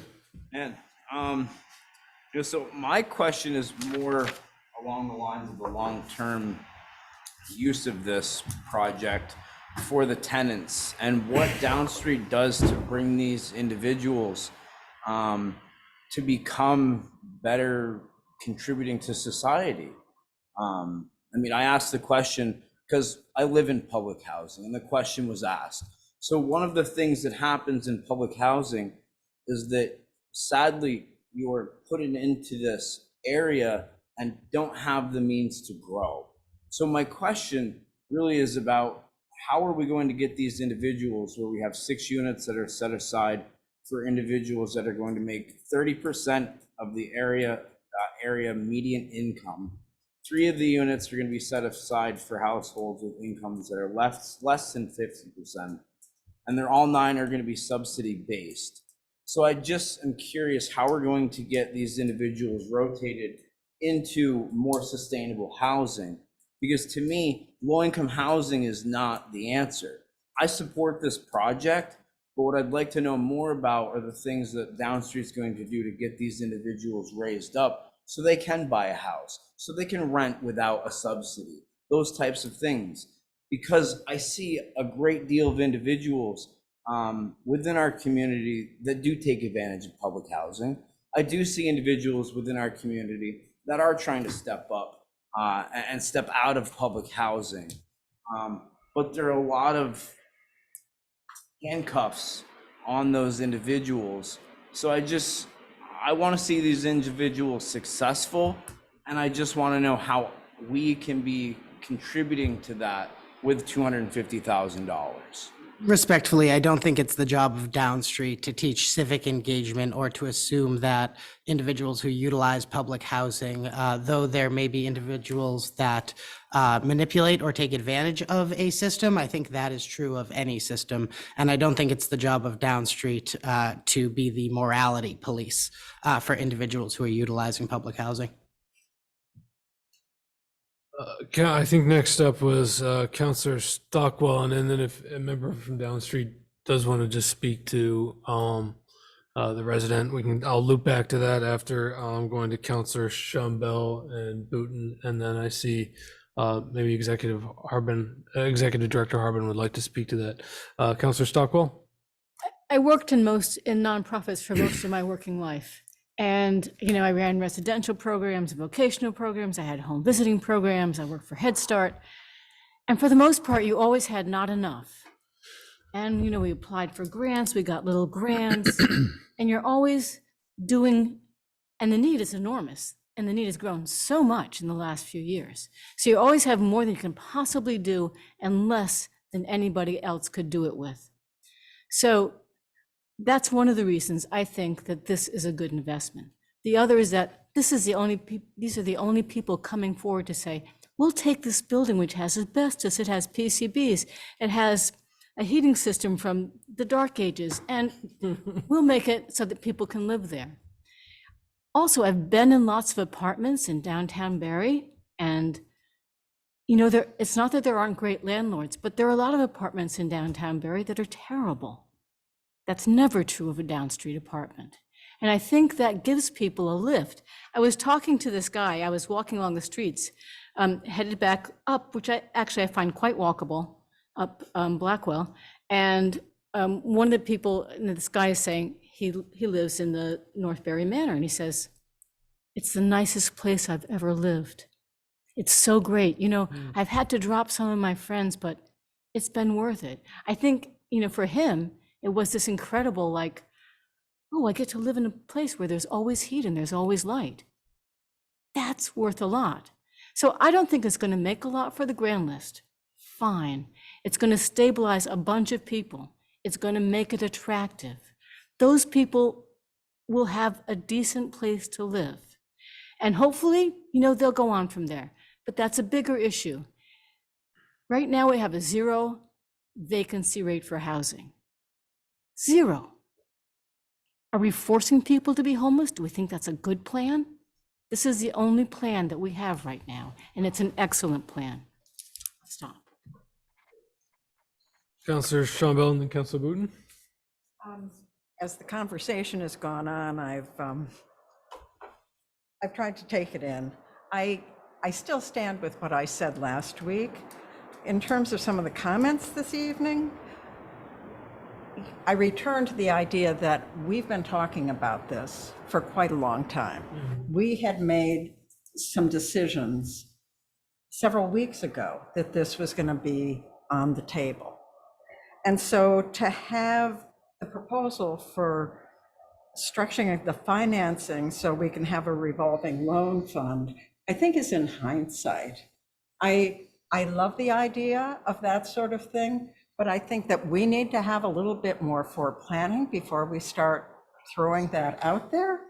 That's one. In terms of assuming what kinds of people are going to be there and how they're going to act and what they're going to be like, I think it's stereotyping. And I think it's making an assumption that all people who live in public housing act a certain way and do not try to pull themselves out. There's also the thing that Councillor Stockwell was talking about, is the concept of not having enough. When you don't have enough, and there are scientific studies about this, it can make you act as though your IQ score has gone down as much as 15, 20 points. It can take a very intelligent person and render them helpless. And so I think that we need to go forward on this. We made this commitment. Downstreet has a track record that is very good, and Downstreet has put all this together. Nobody else has put it together, and I'd hate to go backwards. All right, so I'm just gonna address a couple things. I never made any commitment. I just want you to know that. So let's talk about the old schools, and I appreciate that story about the old schools, because I went to one of them and I was very disappointed when we moved to the larger schools, because I think there's something special about the local school. We've moved on from that, unfortunately. But North Barre is a private owned rental area, a rental house, and they refurbed it and everything else. And the same thing with Matheson and Lincoln, and I'm gonna miss one. Air Street was a school that went back to the school system. Anyway, I'm sure I'm missing something. No, I'm not missing anything. Anyway, oh, and the old North Barre School is also an apartment house as well. So that being said, I think what I'm going to ask is I'm going to make a motion to We already have do a an motion on the table. yeah, I know, for an amendment, a motion for an amendment to put it on the ballot. And that's my motion, to put it on the ballot. I'm waiting for you to call it. Your motion is I'm questioning if that's in conflict with the main motion to approve. Wouldn't that? I love you, supplant- Michael, but it's out of order. Yeah, Okay. it's supplant the main motion. So the not an next, sure, no, that's fine. So the next motion that I'll make is an amendment as well, to ask the Downstreet to use it as a loan. It would be an amendment. And it fails, right? So nobody's asking? In that case, like, I think it's after- also out of order because it's in conflict with the, well, maybe, let me think. I So think your mo- your- amendments, I think how are you amendments are amending okay. the motion? Don't we understand? We're Rather than a grant, it would be a loan. Correct. Okay. So it's, I mean, the amendment is okay. Right. It's going to fail though, and I understand that, but I just want to do it. That's all. Okay. There's a motion to amend the main motion. Is there a second?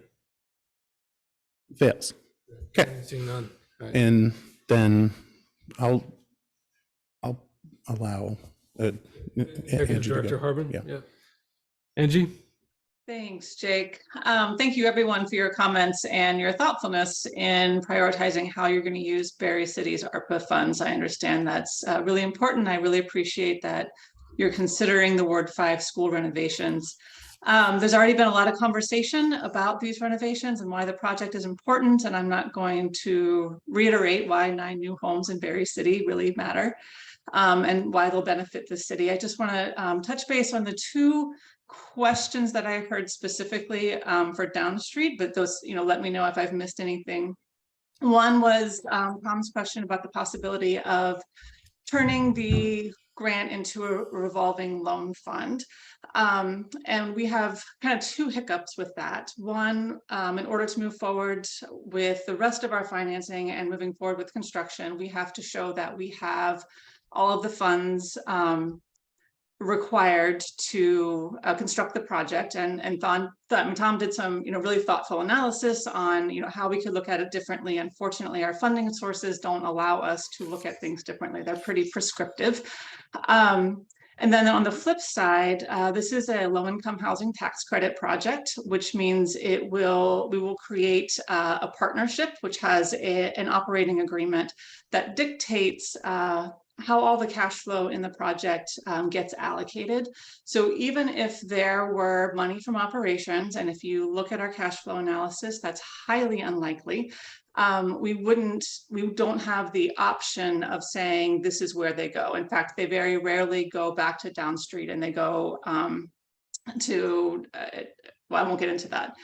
So we don't see cash flow from the projects that we construct, usually until they're wholly owned. So the revolving loan fund in this situation is tough. I mean, I'm with you. I love a revolving loan fund. We have a home repair program for health and safety issues available to everyone in our service area. And it's a revolving loan fund, and we're able to serve so many more people because of that. It's really awesome. There's all kinds of other revolving loan funds that we've looked at. Currently, we're fundraising for a revolving loan fund that helps repair vacant buildings for homeownership. This just isn't that project. And then I wanted to touch also on the question about how we support our residents. And I could say a lot of different things about this. I mean, housing is a continuum, and you need all of the types of housing for all of the people in your community. You need the emergency shelter for folks who are experiencing homelessness. You need the recovery housing for folks who are going to be successful there, but not in more conventional housing. This is subsidized housing. It's for people with very low incomes who are struggling to pay rent on the open market. We don't know who we'll serve. It's likely we'll be serving people with fixed incomes. We know we'll have at least 3 residents who are exiting homelessness and could have 0 income.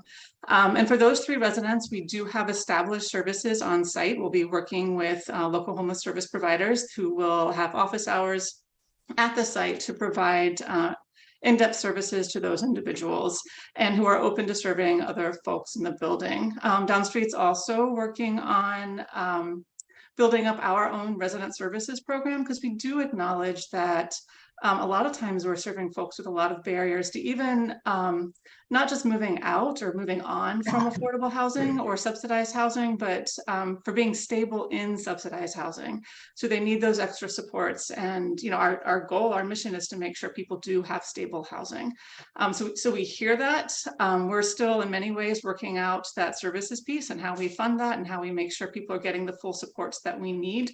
But we know that housing is the first step. And if we don't have the housing, we don't have the foundation for any of that other work. And I'm happy to answer either right now or offline any additional questions or to provide any additional information about this project, affordable housing, or Down Street in general. Thank you, Angie, and thank you. And just following the email stream today, it was hard to keep up with, but it's clear that you've been answering lots of questions and to the highest degree of detail from many city councilors on this project. So really appreciate your attentiveness in helping us to make a determination on whether or not this is going to be a good investment.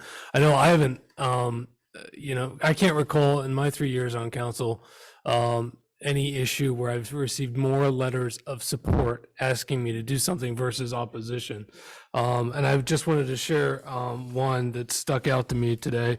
It's from Joanne and John Reynolds on Hill Street. It says, Mr. Mayor, City Manager, and members of City Council, my husband John and I are resident taxpayers living on Hill Street in a well-preserved historic home we love. I'm writing today because we want you to know that we support the $250K designation of ARPA funds for rounding out the funding of the Granite City apartments.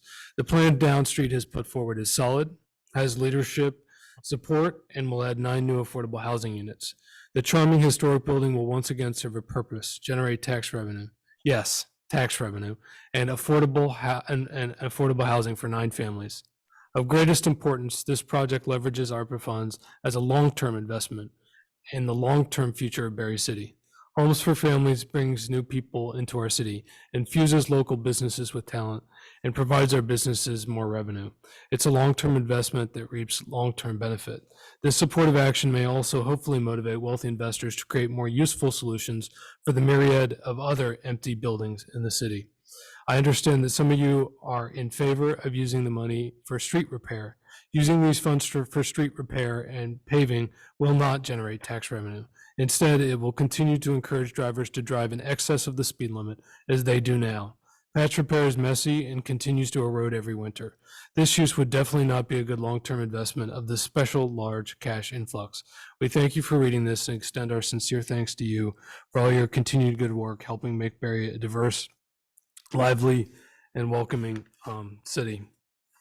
And I just think that, we've had a proposal for housing at the opening of this council from Councilor Stockwell. At the end of last council, Councilor Stockwell, Mayor Herring, and me, to do $1 million for housing, $1 million for infrastructure, and $500,000 for community innovation project. When this council was seated, it was, let's pump the brakes on that. We need to do, that's too premature. We haven't done enough public outreach. And I think that was a fair criticism. And as Councilor Wozniak pointed out, we ran the process. We did under the leadership of Manager Estrella Castro, a very thorough public outreach process. There were meetings, there were surveys, there were paper surveys, there were surveys in different languages. We got feedback from the community about what the priorities are. And this, obviously, this project has come up as, and housing in general, continues to come up as a priority for people in the city. I honestly wish we could be putting a little bit more money into housing, knowing just how great the needs are, and the fact that if we don't start putting money into bricks and mortar projects, the financials of sustainability of the city is at risk. We need to grow the grand list. And that starts with looking at properties like this that are vacant, blighted, and empty. And here we have a project, an investor coming forward with a very complicated project, as many people mentioned. There's hazards. There's also HUD covenant restrictions that limit who can do the redevelopment. That makes it really complicated for a private investor. The former owner of the property tried to find a private investor for many years. Nobody would touch this project.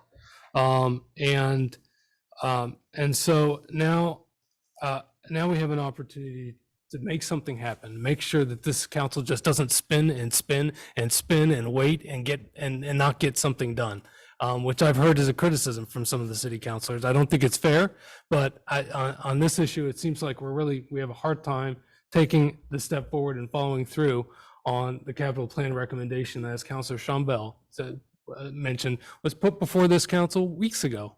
Or maybe last month even, I don't know.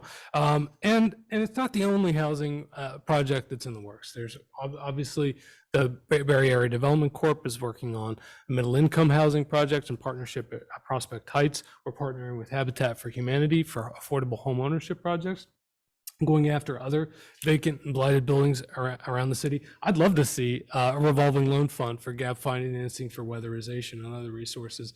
If we could get that through this council, I think it'd be a good long-term investment if we could build the administrative capacity to manage a revolving loan fund like that. But I know staff are stretched really thin right now. It's one reason I haven't pushed for that. So I think the time, my take is that it's time to follow through on this project. And I'm so thankful that a responsible developer like Downstreet is willing to step up and take on such a challenging project like this, and that this is critical gap funding. You've gone to multiple funders. You've gotten more than the average award or ask in many cases.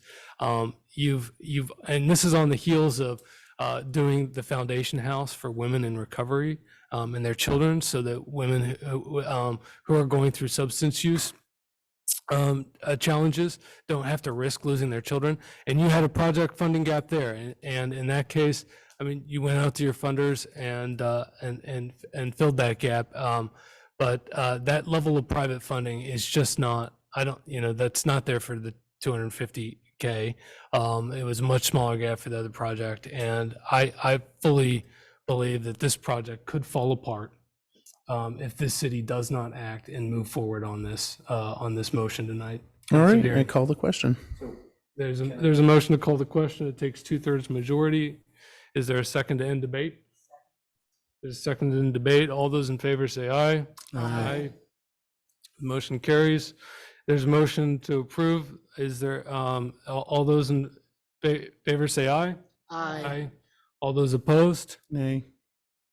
I'll call for a division.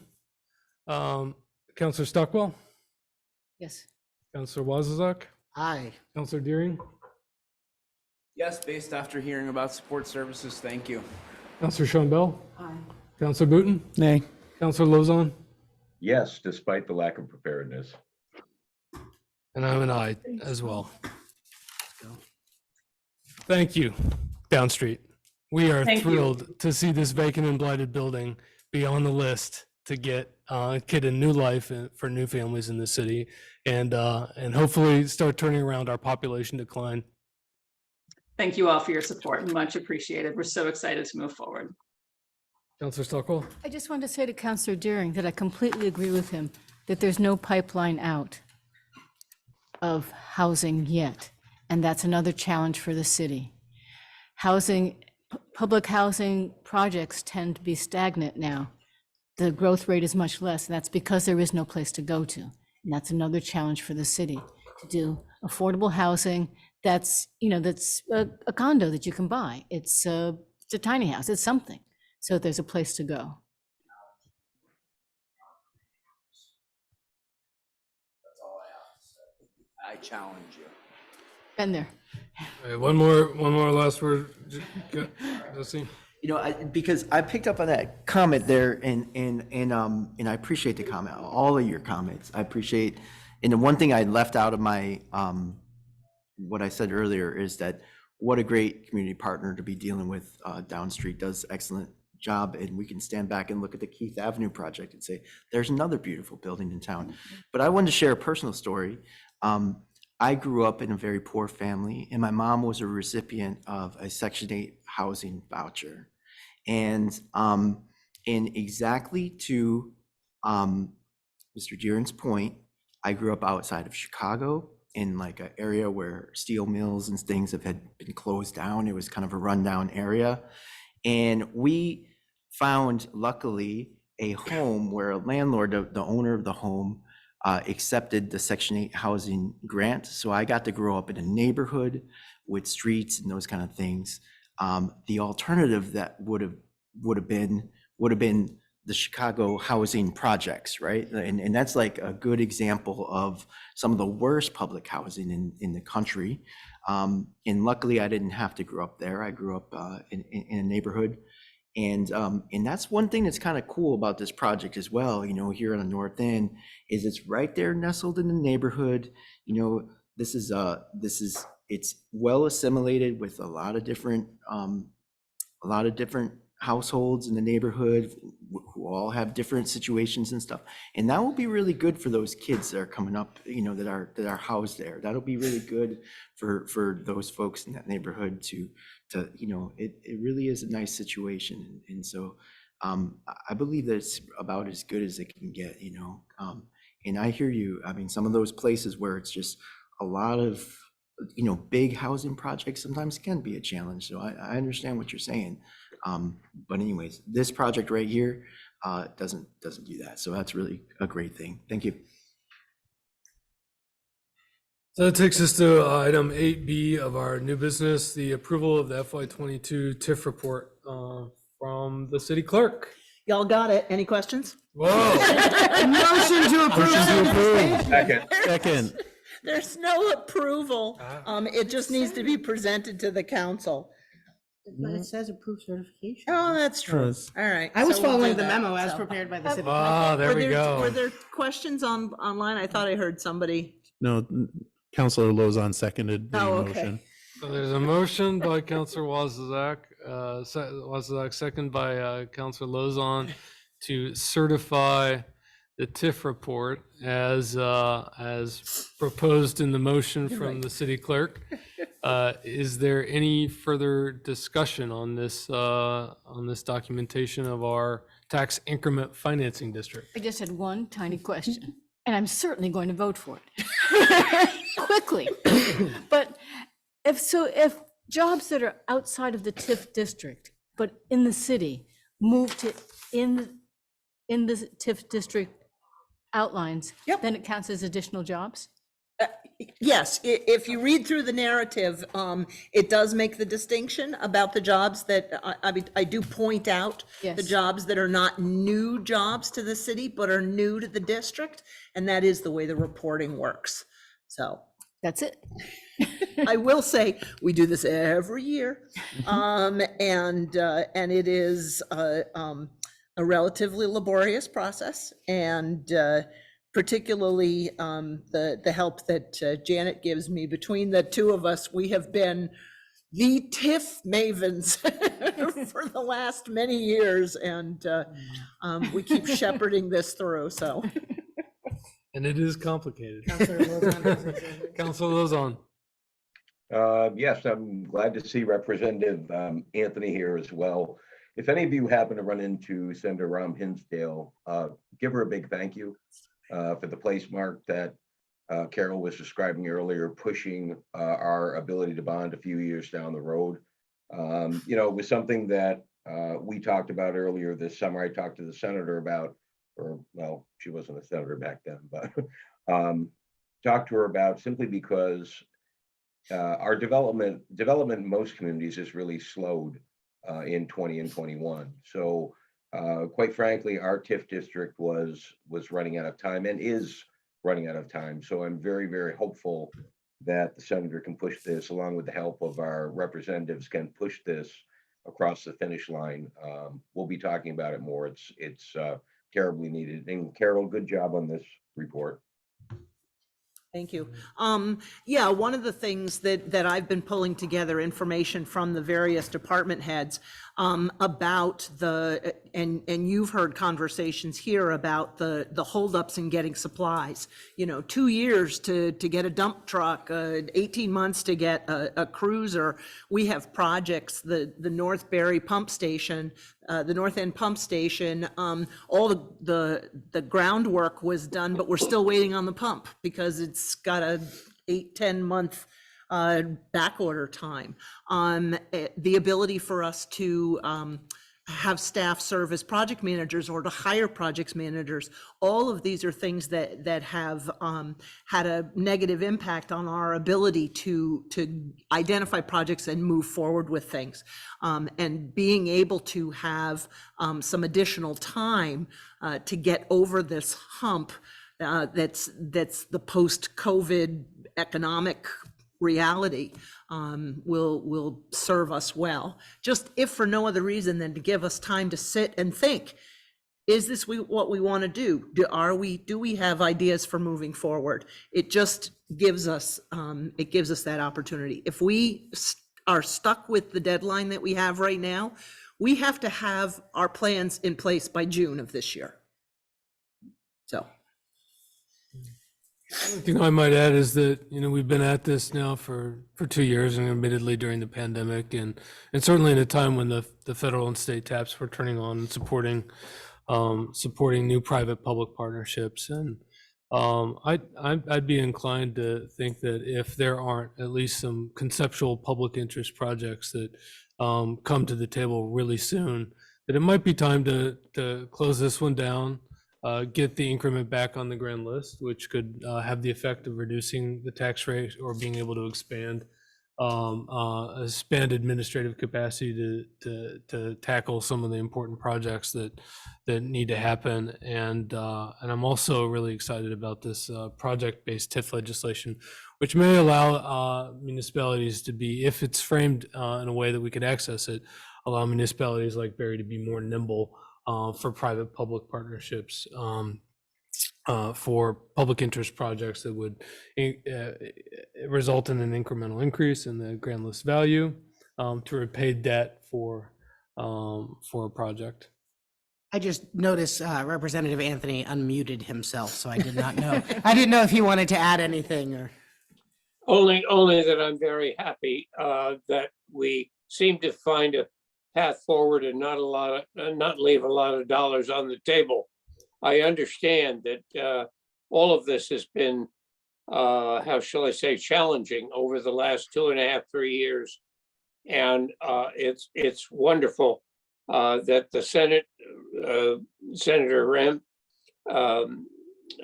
Cummings has agreed to co-sponsor or at least enter a bill on the Senate side.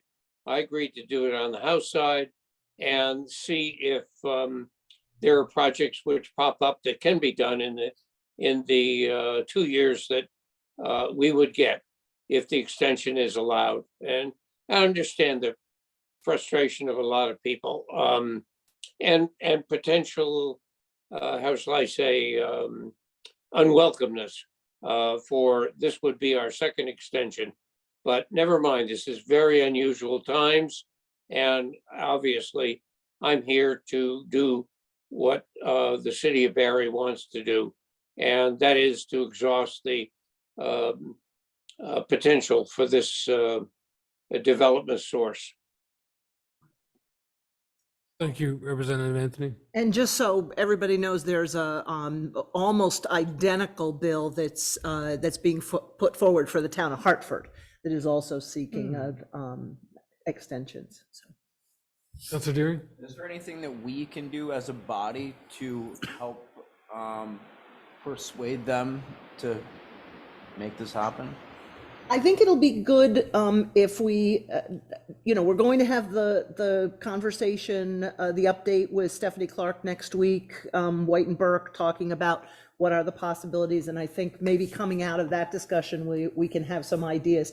I don't disagree with the mayor at all that part of this discussion may be perhaps this is that things have changed enough in the past 10 years that a different approach may be the right way to go. What this extension does is it buys us the time to be thoughtful in our deliberations around this. So I think beginning the conversation or continuing the conversation actually next week with Stephanie will be a good place to start, and perhaps we'll have things come out of that, our marching orders out of that. So.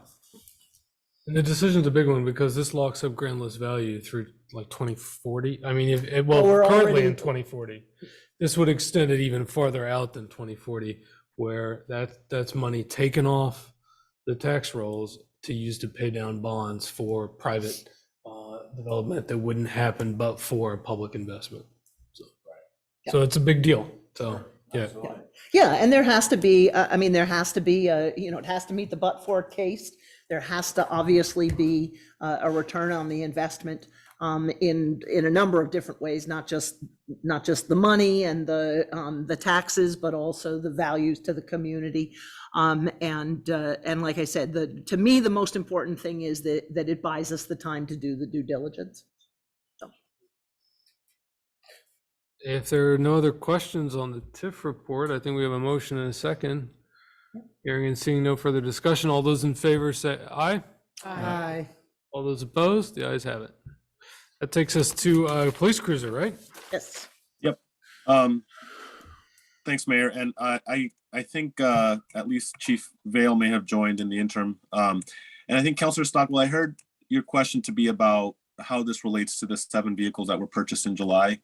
Yes. So those were 4 police, 3 fire vehicles, and those were the chief, deputy chief vehicles, as well as the detective vehicles as well. The purchase today is for a cruiser, which is a patrol car for the police department. This is also basically a purchase, as Clerk Dawes mentioned. This is to get ahead of the supply chain issues. This vehicle would come online in FY24, so we're trying to get ahead of that by placing the order so that we can keep our replacement cycle.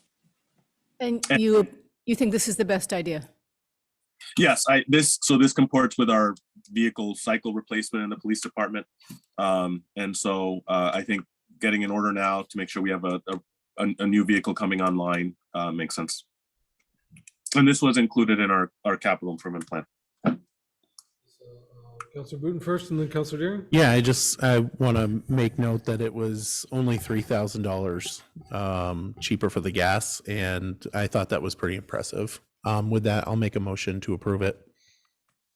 There's a motion to approve. The hybrid one, just for clarity, because I made that comment about the gas. The hybrid, is there a second? A second by Councilor Deering, and then looping back to Councilor Deering for discussion. I just wanted to say that I was impressed with the city working its way toward a hybrid vehicle. I know that we had talked about the potential to go all electric. I know that we as council said that we were not interested whatsoever with going all electric with our police vehicles, but it is nice to see us going in the hybrid model to kind of help with some of that fuel economy and also some of the environmental aspects as well. So I was just really pleased to see that. My question really was that why are we going to go with a different distributor than we've previously gone with just because of a small price? Chief Vale? Yeah, I can speak to that. Not only is it cheaper, but the gentleman that used to work for the distributor that we were working with, MHQ, he is now since joined this organization, the Colonial Municipal Group, and they have a better track record of getting the vehicles in a more timely manner. Any further discussion, Councilor Wozniak? Yes, I echo Councilor Deering's excitement about moving towards a hybrid vehicle. And this is something I've mentioned in the past. Historically, the city has cycled through cruisers under what I'll call the previous administration of the police department, cycled through cruisers on approximately a once every 3 years basis, estimating that that was the best time for vehicles to be turned over due to maintenance cost or et cetera. And I would just ask, as I know you're giving a look over everything operationally within the PD, Chief Vale, that you reevaluate whether, I'm not saying that is not the correct time frame on which to replace those vehicles, but taking a look at whether that is the best practice moving forward. I will do that. Thank you. All right, we have a motion and a second. If there is no further discussion, all those in favor say aye. Aye. All those opposed? Ayes have it. That takes us to the approval of the March 3rd, 2023 annual town meeting warning. Motion to approve. Clerk does. As presented. There's a motion to approve from Councilor Booten, a second from Councilor Deering. Is there discussion? Councilor Wozniak. I'd ask for a friendly amendment, simply to add to Article 567, the BADC ballot item. Shall the Barre City voters authorize the expenditure of $20,000, et cetera, to BADC in the amount, in addition to the amount included in the FY24 general fund budget? And I would just like that to be reflective of the whole amount of the request. So Or well, for the amount that's included in the budget? yes, adding in the number, whatever it is, $60,000 and change for what's in our budget, That's not in the one that's in the packet, but it's. No, because Okay, okay. it was just Okay, well, I'm. shared with me today as a possibility. Oh, So well, it wasn't me, but okay. So We I shared would, it. I would ask that it There. reads, shall the Barre City voters authorize the expenditure of $20,000, 482 to Barre Area Development, Inc., in addition to the amount of 60,853 included in the FY24 general fund budget. I'm just looking to give the voters a full picture of what they are being asked to approve for BADC. So just for those of you who are looking at the version that was in the packet, that the versions you have say, in addition to the amount included in the FY24 general fund budget. And this adds, in addition to the amount of 60,853 included in the FY24 general fund budget. So it just spells out how much the amount is that's in the general fund budget. Is that a friendly amendment to the motioner and the seconder? I'm thinking about it. Just give me a second here. And the reason why I'm thinking about it is because the mayor recently at a school board meeting said it was unconscionable. And the fact that you presented that amendment does, ruffles my feathers a little bit, but providing more information, I'm not overly upset about. So I am okay with that friendly amendment. And with that, I will call the question. So it's considered, well, friendly from the mover. Oh. Is it considered friendly from the seconder? It is considered. Okay, all right. And there's a. Thank you, Counselor. There's a motion to end debate, which takes a 2/3 majority. Was there a I just second want to move on. to close? Okay, thank you. Yeah. Yeah. And the second to close debate, all those in favor say aye. Aye. Is there a motion to approve, or is there, now it's the vote to approve the motion. As amended. As amended, thank you. So- All those in favor say Wherever we are. aye. Aye. All those opposed? You guys have it. All right, and that finalizes the annual meeting.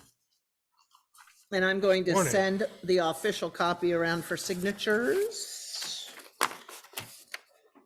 All right, so that takes And us, Counselor Lozon, if you can swing by the office sometime when you're feeling non-contagious. very negative. It's gonna be a while. Yeah. You want a PDF, and if you want a PDF can and do send that. it to me, Yep, Carol, I can sign it and PDF it back. perfect. I will do that. Thank you. All right, so that takes us to upcoming business. Clerk Dawes or Manager Strelikas, or anything you want to preview for what's coming next? Just as I mentioned, the executive session with Stephanie Clark next week. 7 o'clock. 6 o'clock. Six with next her, week. and then we'll, yeah. Right.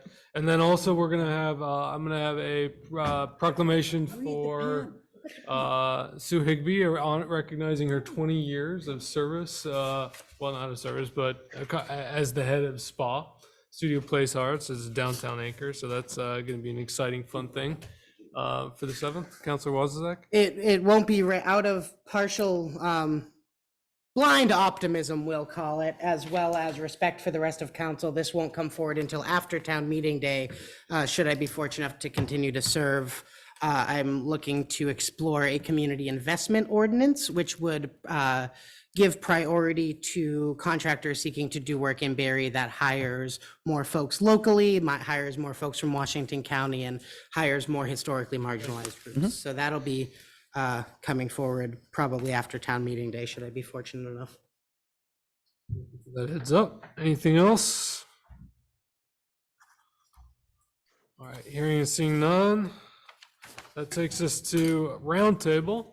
And I guess I'll start with Councilor Lozon on Ward 1. I hope you feel better soon, Tom. Oh, well, thank you.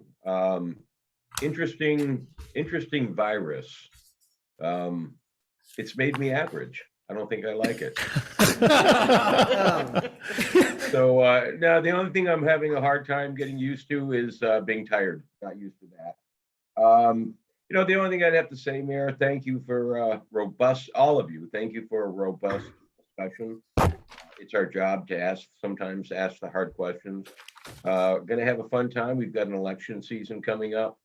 And I guess just a little with word of advice to everyone, and even those listening, keep it nice, keep it civil. Generally, I haven't really gotten involved in the elections or re-elections of my fellow counselors, either for them or their opponents.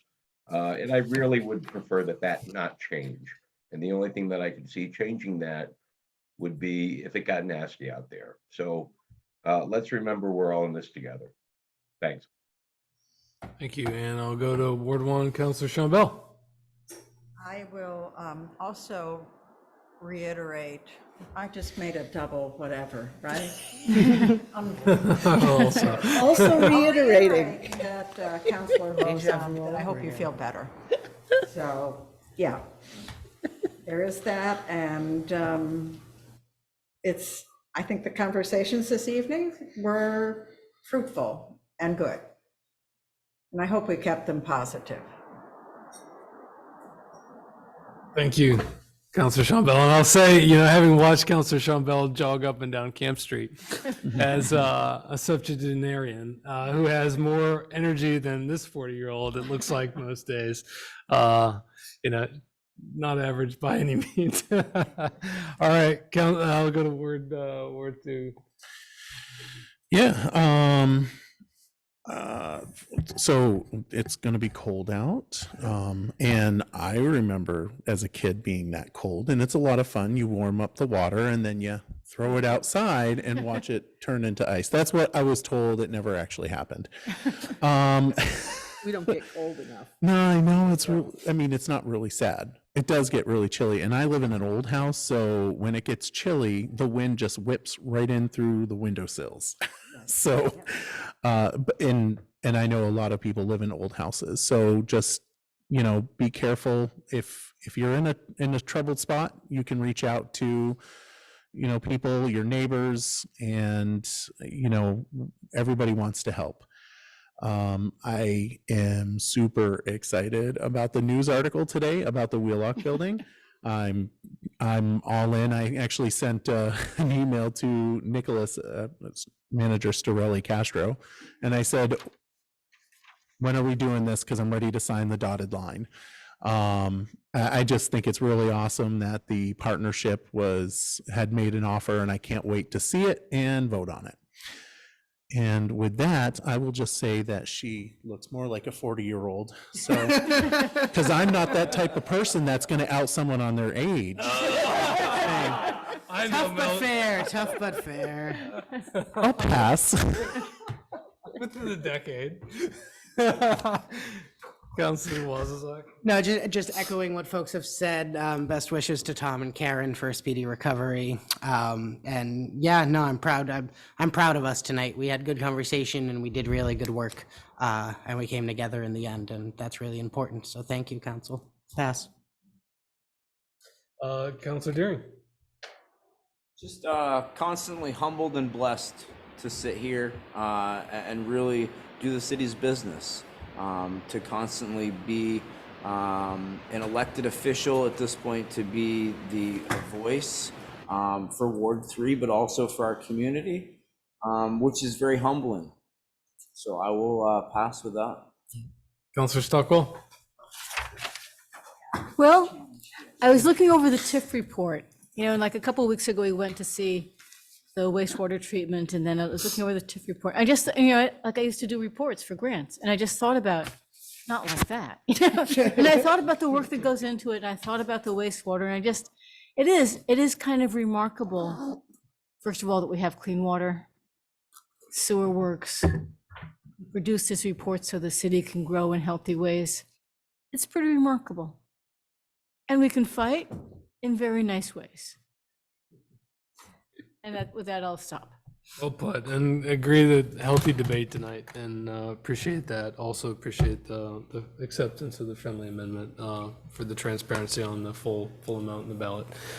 With that, I'll pass. Anything last words from the manager or clerk on roundtable? Not for me. Nope, nothing from me. We hope you feel better. Oh, yes, too. feel better, Nicholas. Yes, feel better, Thank Nicholas. you. I like this. This might be the first time a city manager has attended a meeting in a hoodie. So, So we're making history tonight.